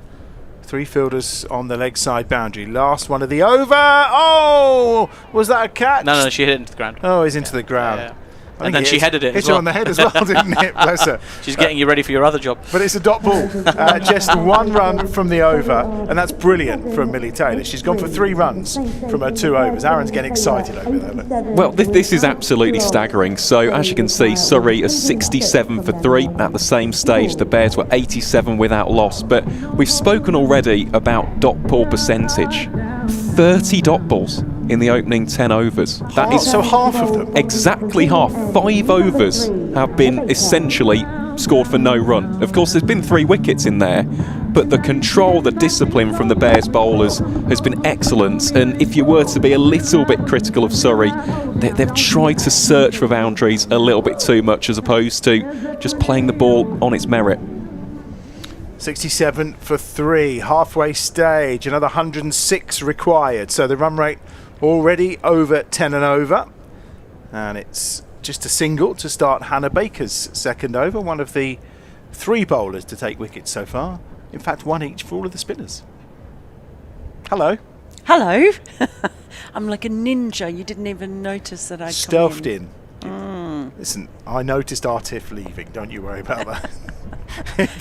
People often he didn't confuse depart us. quietly, to be fair. People often confuse us, to be fair. 69 for 3. I've been busy. Have you? Yeah. I went upstairs to get a coffee and I saw the That's Norman bad. Gifford Trophy. I was going to say, I'm not sure that's particularly busy going to get a coffee. But Well, I don't have to call that's okay. relaxation time. No, I've been saw Ben Duckett score his century. But Bethel's going nicely. Bethel's got a half century going very nicely.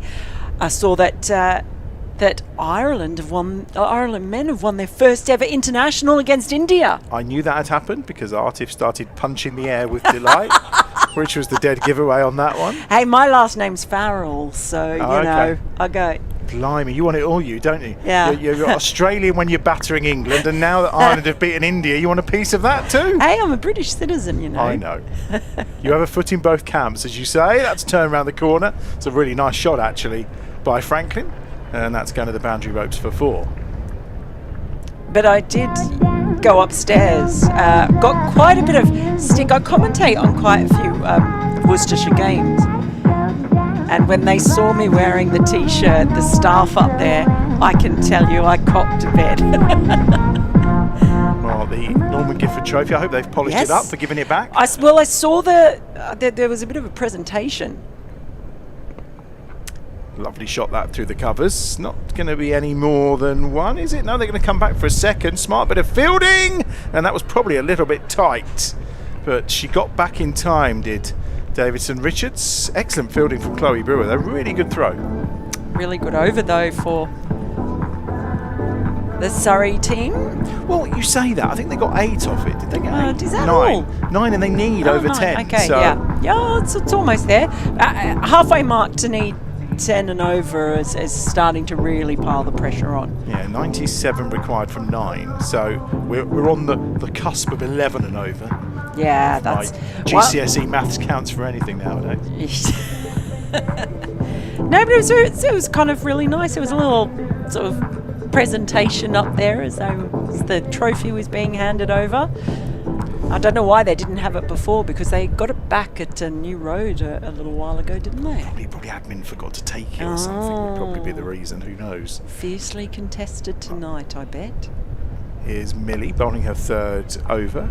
I do recall one time Ollie Hannon Dolby drove it to Worcester in the front seat of his car. He actually strapped it in with a seatbelt just to make sure it was kept safe and sound. Well, he's been a pair and a bear this season. He has, but we know where his bread is buttered given he's signed a new contract. Yeah. So that's in the air, but it's just going to bounce once, and Deina Perin will comfortably look after that. And well, I think they'll probably say, look, you can have a run of ball if you want, because the work here of Hannah Baker, Millie Taylor and Georgia Davis has been excellent. There's 12 overs available between the 3 of them, which obviously will get the bulk of the work done if they can keep it this tight throughout. It's just, I love watching a bowl. That action is a lot of fun. It is. Into the leg side. Chase is on. They're going to try and cut it. Oh, it's a brilliant bit of fielding from Deina Perin. She's thrown herself at that. Well, not only did we see brilliance with the bat, but that is superb. Really good effort to just time her run at that ball, sticking the hand out here. Look at that. That's absolutely brilliant work on the run. She can't get there this time. That's better placed by Franklin, who does get it across the ropes for 4. Franklin moves on to 16. 85 for 3. First boundary conceded by Millie Taylor. Yeah, they're trying to push this run rate up, you can see, but that might just open up some opportunities as well. Well, they've got 9 off the over so far. As we mentioned, the run rate is up near 11. Got to hold their nerve, I think, the Bears. Last ball of the over from Millie Taylor. It's down the ground. It'll be one more to the total. And it is a single. So they've managed to sneak 10 off the over. Still below what's required. And it means there's 87 more required to win. 8 overs to go, which by my maths is 48 balls. Well done. I'm saying all this because there's a little bar because I can't actually see anything on the bottom of the monitor. No. Every time I want to see the run rate, I'm like, oh, hang on. But that shows the importance of that bit of fielding from Perin as well, because that piece of fielding makes sure that they stay below the run rate required, and every single ball that they need to be on their feet and on their toes, I guess, really. Do you know what I really love about Deina Perin's attitude towards cricket? She literally seems to love every part of it. When she's fielding, it's like after that fielding, she kind of almost walked away with a swagger to say, actually, I did good there, didn't I? And that, I think, is fantastic. I really do. Her approach to the whole game, I was impressed with it last year. And I think, you know, even through a tough time at the start of this campaign, now she's back, that's still shining through. We're going to go back to pace. Mary Taylor's going to have a bowl from this pavilion end. 87 from 48. Feels like a tall order, but there's still time. These two just starting to put a little partnership together here. 23 runs from 19 balls. Franklin with the majority of those, 17 from 40. Haven't seen much of Davidson Richards, really. 27 off 26. Certainly nothing explosive. No, not to this point. But they have to hold their nerve, the Bears, and just know that the opportunities will come. Oh, there is one of those opportunities, was it? They've gone for the stumping. Nat Wraith standing up to Mary Taylor. Excellent piece of glove work. Really sharp, really sharp. Probably took everyone by surprise, that, I think. I'd like to see this again. Oof. It's a glove that's knocked the bail off. Well, there you go. But that will keep the pressure on Franklin, won't it, just seeing that happen? Well, knowing that she's in so close. The bail's come off again there. Now, what's happened? Is it a wind problem we have? Do we need the heavier bails? Like we said, the breeze to start with didn't seem that strong, but it does seem to be picking up. You can hear it howling. I can anyway. And you can see the trouser legs and shirts flapping. Certainly the flag is quite stiff. Flipped around the corner. Oh, great catch. Brilliant catch. And it's Freeborn again. It's her second of the game. She's on fire in the field. She was on fire with the bat. And it's Abby Freeborn with the catch. Franklin's on her way. Mary Taylor in amongst the wickets too. It's 86 for 4. Well, key breakthrough. That's the opportunity that we were talking about. And Abby Freeborn, what a game she's having. We spoke about the importance of taking the chances. Well, she moved really early, got into position. They had the field set for that. Such a good catch. You're watching the replay, I think, of it as well. Yes, Abby, you done good. She did. I think as we see something fairly miraculous from an individual bowler. We might be working out who the player of the match will be here. Perhaps. I reckon A couple of catches and a 50. That's young lady there, yeah, I reckon that qualifies too. Two really good catches. And 50 from Deina and a great bit of fielding as well. We've still got time. There's still 8 overs to go and the vote's not even opened yet. And here we are speculating already. Well, I'm speculating. now, here we go. Well, it's all been good so far. 86 for 4. Here comes Laura Harris. Is this insight coming here? This is the question. So Redmayne talking to Georgie Davis and to Mary Taylor saying, right, how are we going to deal with Laura Harris? Well, you do feel like it can go one of two ways, don't you? That's the thing. Is that... I thought it said whack on her bat there. It does. Just a reminder. Whack bat. What's she been doing so far this season? Well, this is the thing. Some people might look at this and go, well, that's a bit quiet for Laura Harris's standards. 96 runs, but the strike rate is 147.7. So everybody on that field knows right now that this could be the game. As far as both of these teams are concerned, Laura Harris has got the potential on her day to score a 20-ball 50. We've seen it here against Somerset. We mentioned that career best of 77, so here we go. Mary Taylor in, and she's going round the wicket, straight up in the air. Is anyone going to get under it? There's plenty of chances, and time! It's a catch! It's first ball! And she's gone, and it's Katie George with a catch. And Laura Harris departs. Well, it didn't last very long, did it? She was the danger woman, and the celebrations say it all. She was with the Bears last year. Well, once a bear, always a bear, but on your bike. She's out. 86 for 5. Well, a first ball up. We said it was going to go one of two ways, and my goodness, it went the way of the Bears. And well, Taylor is on a hat trick now. Talk about player of the match performances. Hat trick might get it. Well, maybe. It was a moment to savour. Harris on her way. And Mary Taylor is indeed on a hat-trick. 2 balls to go in the over. Like no runs as well. She's on track for a double wicket maiden. Maybe a triple wicket maiden. Well, but that's really put a spike in the Surrey chase. It's no surprise to see it go big, but she was reaching for that one, well in front of the body. Good Deina Perin celebration in the background. She knows, having batted with her last year, she knows what that meant. Katie George as well, and that would have been up in the wind, and looking how the wind's going, that would have probably oscillated quite a bit, but she set herself, and you thought, and again, the difference between these two teams, the catches have been held, the stumping was taken.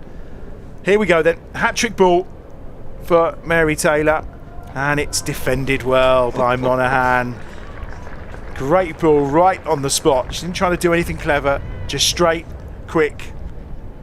Didn't quite get the rewards. Yeah, just targeting the pads. Here it is. I mean, you'd think maybe, well, we saw it last year. Laura Harris doesn't take a couple to have a look, does she? She just tends to go first ball. And she did go first ball, funnily enough. Perin will field. It's 1 to the total. A single, 2 wickets from the over. Brilliant over from Mary Taylor. And 87 for 5 after 13 overs. So 7 overs to go. 86 required now. So 86 off of 42 balls. We're already up over 12 and over as the required rate. And here are those 2 wickets. Well, that was the start of the over where we thought there may have been a wicket. That lifted, and an excellent catch. Yeah, that really was. They've been good in the field, Warwickshire. And this, I mean, it's one of those ones. And look how early she got into position, moved quickly, got down, solid base, got herself under it. And that celebration by Deina Perin is absolutely priceless. Georgia Davis, 1 for 19 from her 2 overs so far. So she's still got 2 to bowl of the 7 that remain. Obviously, I think there's 1 more from Millie Taylor to come as well. That's cut away, and it will be fielded on the boundary ropes, and will just be 1 to the total. Mary Taylor doing the fielding this time. Comparison after 13 overs?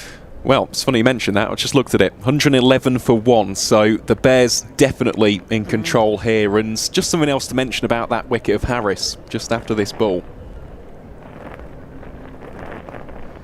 Down the ground, 1 bounce, and a quick shot at the stumps as well.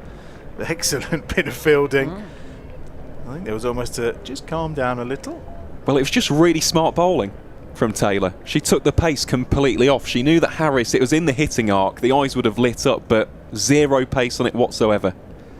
Well, you did see it. Obviously, she came round the wicket as well, so I'm assuming it was a premeditated plan, as that's turned round the corner to the boundary ropes for 4. Chase was on, but it is 4 for Monaghan, who moves on to 7. Michael Bublé. Don't often hear that at EdgBLASTon. I'm here for a bit of Michael Bublé at the moment. And I'm one of those who doesn't think he's just for Christmas. He's definitely for summertime too. 93 for 5. Down the ground, and it's a good hit to the boundary rope, and Monaghan here. Back-to-back boundaries against Georgia Davis. Well, maybe we're not done just yet. Monaghan on to 11, 97 for 5. That's one of those things again, though. They've got to go hard. Have Surrey, and every time they do, you think it's gonna. There's a real chance of offering up an opportunity.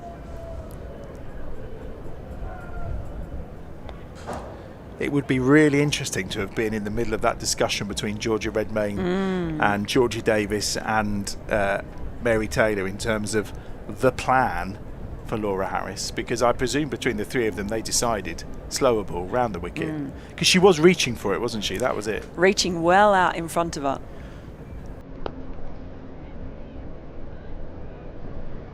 So it was really smart, maybe smart bit of captaincy, smart bit of advice, smart bowling, and they got the rewards. They got 12 off the over as well, so that was in line with what's required. 99 for 5, so 74 required, 6 overs to go. It is ticking around the 12 and over mark from this stage forwards, so it's just a case really, you would feel, of managing this through now. I think Hannah Baker is going to bowl again from this pavilion end, and bowled well she has. Monaghan's moved on to 12 fairly quickly off 7 balls. But Davidson Richards, I mean, is it a worry that she's still sitting there on 28 off 27 and is just preparing to explode? I think it's probably a bit more worrying for Surrey that she's only on that many. I mean, maybe we are about to see her explode, but she's leaving it a bit late if she is. Maybe not explode in this heat, maybe it would be combust. Change of bowler at the pavilion end, number 3, Hannah Baker.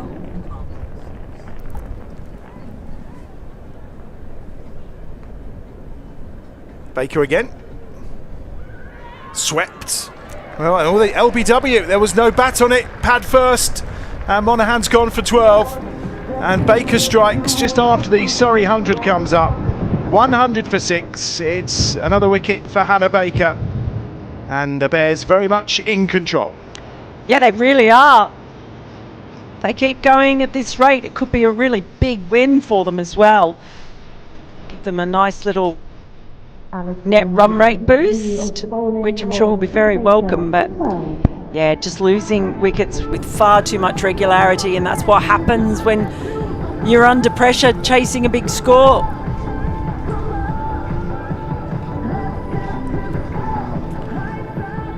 Cranston is coming in.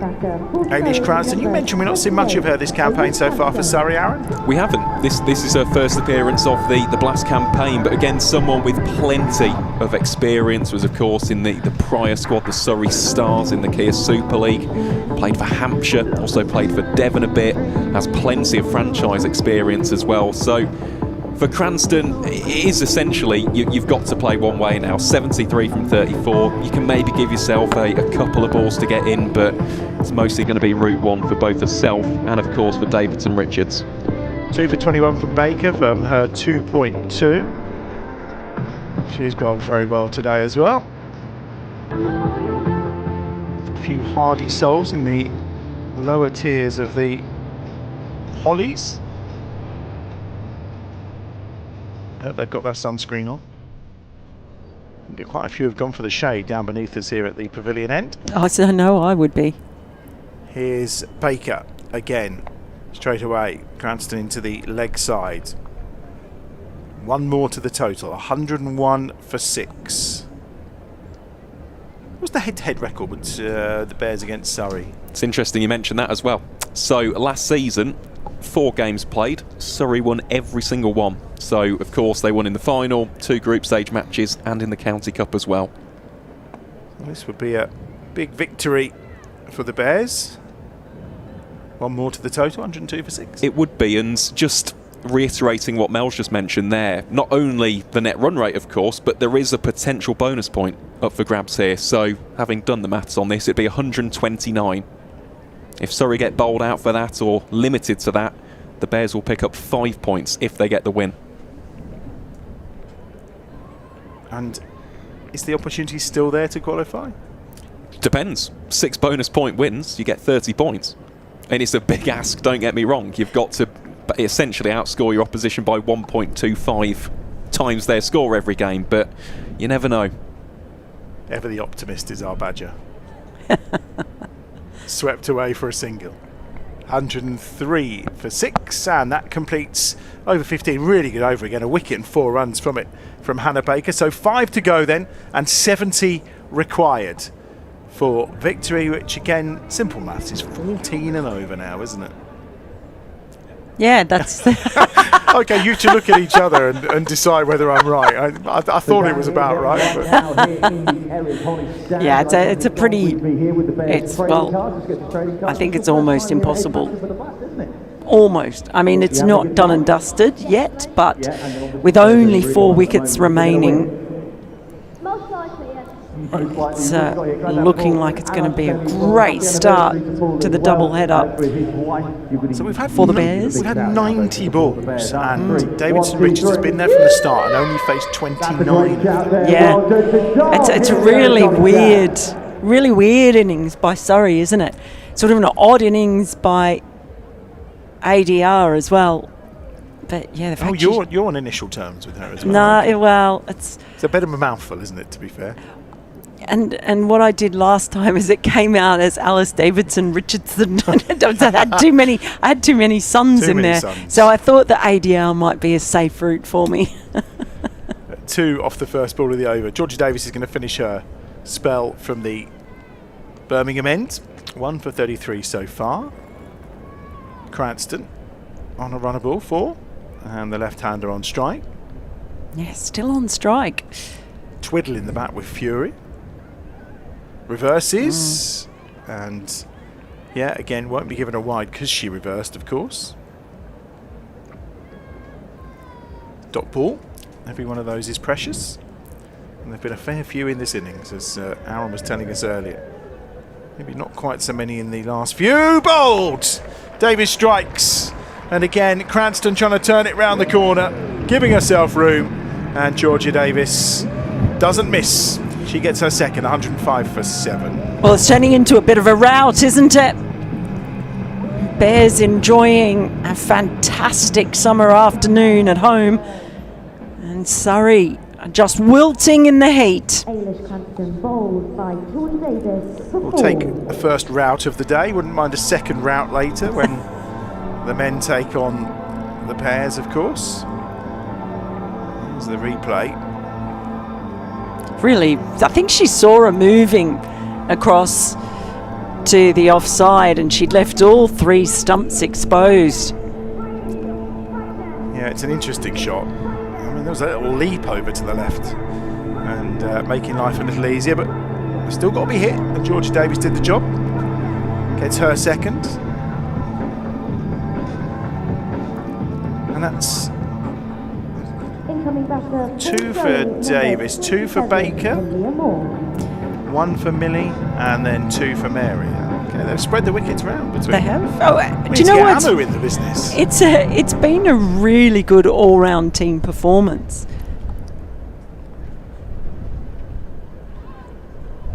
I think, yeah, across all disciplines, it's been the best performance we've seen. It's certainly the best I've seen. By quite some distance, I think. There's been elements that have been good in other games and they've let themselves down. Maybe, like we said, against Blaze, it was a fairly decent run chase, but the 14 wides just did for them. I mean, you're not only giving away 14 runs, but you're bowling an extra 2.5 overs. It's madness, really. So that you just have to piece it all together. It feels like they've pieced it all together today. Yeah, and they've been really well disciplined.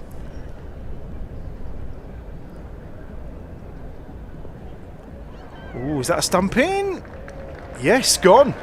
Well, I just didn't put the bat down, and Georgia Davis strikes with her last ball, and it's a departure now for Callia Moore. Stumped off the bowling of Georgia Davis by Nat Wraith. Georgia's got 3 for 35, 107 for 8, and maybe that bonus point's coming. I think their bonus point looks pretty good at the moment. They've every chance. Thought that was out straight away, well out of a crease. Nice bit of glove work again. And this is what I mean, just all round in every discipline, whether it's behind the stumps, ball in hand, with the bat, in the field, whether it's ground fielding or underneath the popped up ball. This has been comprehensive by the Bears. They've just outperformed Surrey in every single department. Danny Gregory is the new batter as this game starts to wind down. Still 4 overs to go in theory. Not sure we're going to get those. Hannah Baker 2 for 24 from her 3, and we're going to have Millie Taylor to bowl out from this pavilion end. I think that the tone really was set with that opening partnership. I did take all the points about how they've had some good ones, but then it's slowed up. Davidson Richards was still not really calm. I thought she may just go for it now, but just a single to the total, 108 for 8. Maybe having Deina Perin come back and the confidence in the performances that they know she can put together, and with Freeborn in such terrific form as well, it just set the tone for the match.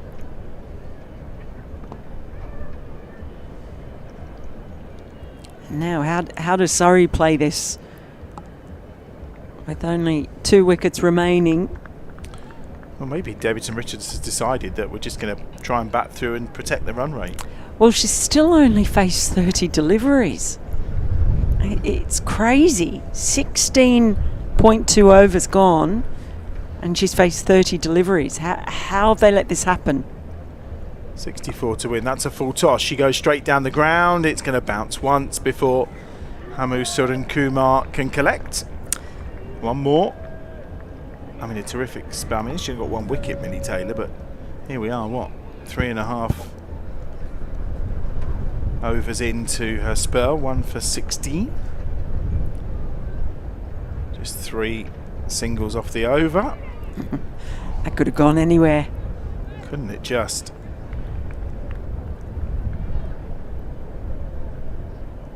One for 8, should I say? So ADR now facing her 32nd. And it's just not coming off. Well, she's hit 3 fours in 33. I mean, it's not a T20 innings, really, is it? In any way, shape or form. Admittedly, you can play an anchor role in a T20 innings, but I'm wondering, she's not carrying something, is it? Just looking at the way she ran that last single. it's 1 more to the total to finish the over. 113 for 8. 1 for 19 from her 4 overs for Millie Taylor. And that completes over number 17. 113 for 8. Your chance to vote as well for your player of the match right now. There's been some excellent performances. Georgia Davis with her 3 for 35, of course. A couple of catches from Abby Freeborn. So we saw the performance from Deina Perin as well, other bowlers as well. Mary Taylor too was on a hat-trick. Scan the QR code and you can vote for your player of the match right now. I really like that font, by the way. Excellent. The player and the match. I love that font. Okay. It's the same one that's on EdgBLASTon everywhere. Do you want to find out what font it is? You want to know what font I do want to know what font it is. Okay. It's really nice. I will expect any future correspondence from you to be in that font. 2 for 24. That's the details. I'm a details woman. I'm told all women are details women. It's us men that don't do detail, really, isn't it? 114 for 8. Yeah, so the way that Davidson Richards was just moving when she ran the single in the previous over, and then she was at one end looking like she was trying to stretch something out. Just goes down the ground to Hannah Baker. Yeah, she doesn't seem to be moving too freely. I mean, there was never a chance of a second there, so she wasn't going to rush. But I'm just wondering if she's carrying some kind of niggle, or if she's picked up a niggle during this innings. Didn't she? Yeah, she did. But she just hasn't looked really comfortable.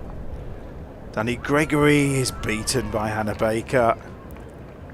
Nat Rafe again whips the bails off. She's been sharp behind the stumps, hasn't she? Very much so. Just trying to work out if Danny Gregory has tied her two plats together, or there's one over one shoulder and one behind. Can't really see from that angle. Davidson Richards is fiddling around with her boots. 3 to go in the over. She's not moving very fluidly. 58 required to win. Need to keep them below 126. 129. 129 to get the bonus point. Oh. Maybe Surrey are aware of that as well and think they don't want to concede the bonus point. You would feel 57 off 14 balls is not going to happen. So shorter ball from Hannah Baker's pulled away into the leg side. That's going to be 4, and it's a first boundary for quite some time, I would say, for Alice Davidson Richards. She's on to 38. It's only her 4th of the innings, and I think the majority of them have been picked up in singles. Yeah, well, it's funny you say that. The trio of 4s were actually scored in the power play. So since then, we haven't seen any boundaries up until that point. But the reason, after this ball, which is hit down the ground for a single, the reason why I paused there for a second, I was working out the number of dot balls. It's approaching 60. So almost half of the innings. Yeah, dot balls. 57. I mean, when you're in the Bears dressing room, they're going to be getting very excited about that number of dot balls, aren't they? I think there's no two ways about it. That's the kind of analyst's dream, isn't it? Well, it's good bowling. I think it's also been good fielding. Yeah. That's the other part of it as well. As I said, they've outperformed Surrey in every facet of the game. Certainly the fielding has been better. They've had some smart plans as well to the batters. Looks like going to just use the 5 bowlers as well. Amu Suran Kumar will finish her spell from this pavilion end. I don't want her to be the only one that doesn't get a wicket here, so it'd be nice if she could pick one up. 121 for 8. And she has, and it's Abby Freeborn with her 3rd catch, and it is Davidson Richards who departs this time, just trying to lift Suran Kumar over her own head with a scoop and straight to Abby Freeborn. A hat-trick of catches, a 50 as well. Freeborn's had a good day, so are the Bears. 1-2-1 for 9. Well, that was a little bit easier than the previous one that she caught on the dive. That one was a bit of a dolly. Just not getting enough on it at all, and it just ballooned. She hardly had to move for that one, Freeborn. But there you go. She does get a wicket. She didn't want it to miss out, Suran Kumar. Nobody misses out at this Bears party. Not today. I mean, look, it's been, as we've said, it's been a terrific performance, hasn't it, all round? Yeah. And again, it was her that helped set the tone early on after, this Georgie Davies' first over, when those 2 overs from Suran Kumar were for 11 runs, very tight. Absolutely. I think for the Bears, that'll be the most pleasing thing, just the contributions that have come from all over the park. Suran Kumar, she had that unfortunate run out, would have been feeling, not great about that, but then she comes out and bowls like she has. Everybody has had some really good moments today. And you wonder as well, beating a side like Surrey, what it will just do for their confidence. Well, and I think it's going to be it's going to be a big victory too. Really big victory. Well, hopefully in the next 8 runs it can be polished off, or before 8 runs are scored. 121 for 9 to get that bonus point. That's another dot ball.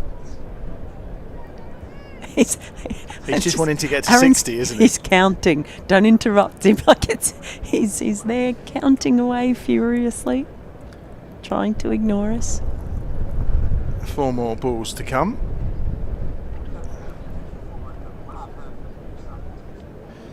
Beaten outside the off stump by Surin Kumar is Buckle, who had a good performance in the field herself. Matt Wraith taking the bails off again. She's been super keen behind the stumps She today. has, but keeping up as well. No, I think she's had a terrific game. Another one, her contribution behind the stumps. No one's been left out, and it's another dot ball, 3 so far. That's 4 from Surin Kumar, and there is a dot ball. It must have been. It must be more than half now. What's it? Someone may have miscounted. Someone may have miscounted the dot balls. However, we won't name names, Aaron. No, but they have the initials AV. Yeah. But no, it has just surpassed 50. Ah. So it may have gone a little bit early. I was going to say we've got 8 more to go potentially. I don't know. We'll get 8 dot balls. Here's Surin Kumar again. Cut away was another one. We've had 4 in this over and a wicket. It could be a wicket maiden here for Amu Surin Kumar. For 19th over. I mean, that says 1 a for lot. 18 from 4 overs. I mean, you look at the bowling figures across the board today, with Millie Taylor 1 for 19, Hannah Baker 2 for 32, Georgia Davis 3 for 35, 1 for 18 at the moment for Surin Kumar, and Mary Taylor's on 2 for 16 as well. It's just across the board a brilliant performance.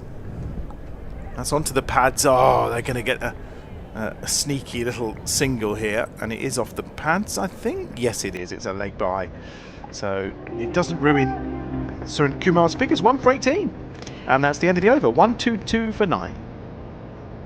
So the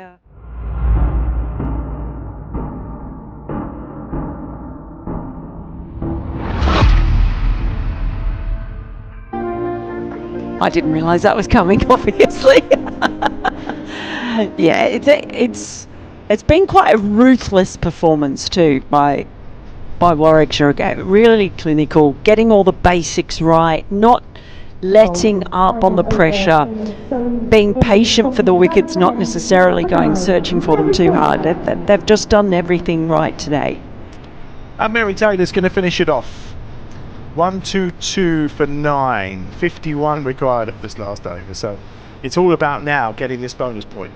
And that means they need to keep them below 129. Mary Taylor from the Birmingham end into Buckle. And now going to the leg side. They're just going to get 1 here. Do you think they'd be aware of it, the Bears players? They would. It's 1, 2, 3 for 9. Aaron says yes. Aaron says yes, they're aware of it. Aaron said yes. They're aware Oh, okay. of the equation.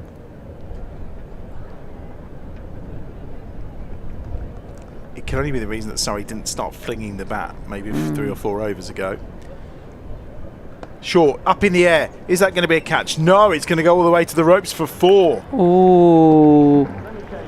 Danny Gregory. She's had a good day too. That might be the bonus point there. The bonus point lost. 1-2-7 for 9 in Mary Taylor we trust. Time for a wicket. Bit of dancing going on in the crowd, but I love this song. It's a great song. Short ball and dealt with by Danny Gregory. Yeah, she did really well. Maybe a slower one this time from Mary Taylor. Let's see. It is a slower ball. It's tucked into the leg side. It'll be 1. And they're thinking of the second to get to that 129 total. It's 128 now. Buckle's on strike. 3 balls to go. They can get 129 or they can't pass. There could be a wicket. 129. If they get to 129. He's thinking. Yeah. He's having thinking time. Here we go. And that bonus point is on the line. Who said we weren't going to get drama at the end of this game? Need a wicket right now from Mary Taylor. Slower ball, straight, and they're going to get the single. And they get to 129. Well, that means the bonus point is not coming. Bears. Hey. He's already added up once wrong today. He may have added up a second time wrong. Potentially. Okay. It's in the 130s. The Bears might actually be fine here. Oh, okay. Ah. Well, I'm always saying Aaron we trust. That's starting to waver a little bit today. Yeah, it's 136. He's rusty because we've not been here for a few weeks, so he's a bit rusty today. Taylor with a slower ball. It's so slow, in fact, that I think Gregory had started to come and almost had to stop to wait for it to arrive. And it's one more to the total. Well, 129 for 9. If it's 136, they need to hit the last ball for 6. Wow. It all comes down to the last ball. 43 required off this last ball, but 6 will do to deny the Bears what we think is a bonus point. We will seek official confirmation on that bonus point. Here's Mary Taylor to finish the innings. It's straight, and the bails are whipped off again by Nat Wraith, and that's it. 130 all out. It's a 3rd wicket for Mary Taylor. She's got 3 for 24, and it's a 42-run victory for the Bears. Their first in this T20 Blast campaign. The most complete performance we've seen from this side throughout the campaign. They batted brilliantly, they fielded with vigour and gusto, and they bowled superbly too. Excellent win. Yeah, comprehensive victory in the end, and that was just the icing on the cake. Fulda with another slower one. Wraith has been really good, standing up behind the stumps. Terrific glove work, and they just have completely outclassed Surrey in every single facet of the game. It's about as comprehensive as you can imagine. 3 catches to Freeborn. She got the party started here as well with that terrific opening partnership stand with Deina Perin. There's some pretty happy fans out there who've enjoyed the sunshine and enjoy watching their team. And who knows what that will do for the rest of this series. You know, obviously starting from a long way back, but just do the confidence good, and also remember what that winning feeling feels like. Well, it is when you think that Surrey beat them 4 times last season. Yeah. So to win against them today is fantastic, and to win so comprehensively by 42 runs is excellent. Courtesy of your votes, Abby Freeborn is the player of the match. We'll hope to hear from her shortly, of course. She scored 51 off 33 balls, 8 fours and a 6 earlier on. Here come the highlights, and that's a 4 across the outfield for Surrey. They got off to a pretty decent start, didn't they? Yeah, they did, but once the power play finished, it almost like they had a little case of whatever ailed the Bears, because their run rate slowed up drastically. We saw Alice Davidson Richards really stuck, couldn't get any time at the right end facing the deliveries. And this was the only part where you thought, well, Surrey are really going for it. Earlier on, nice bit of fielding by Stewart there as well, didn't even have to get up. Bryony Smith showed little flashes. She's always got that power and that ability. She times the ball incredibly well too, and it was one of those rare moments that she took on Amu Surin Kumar and cleared the ropes as well.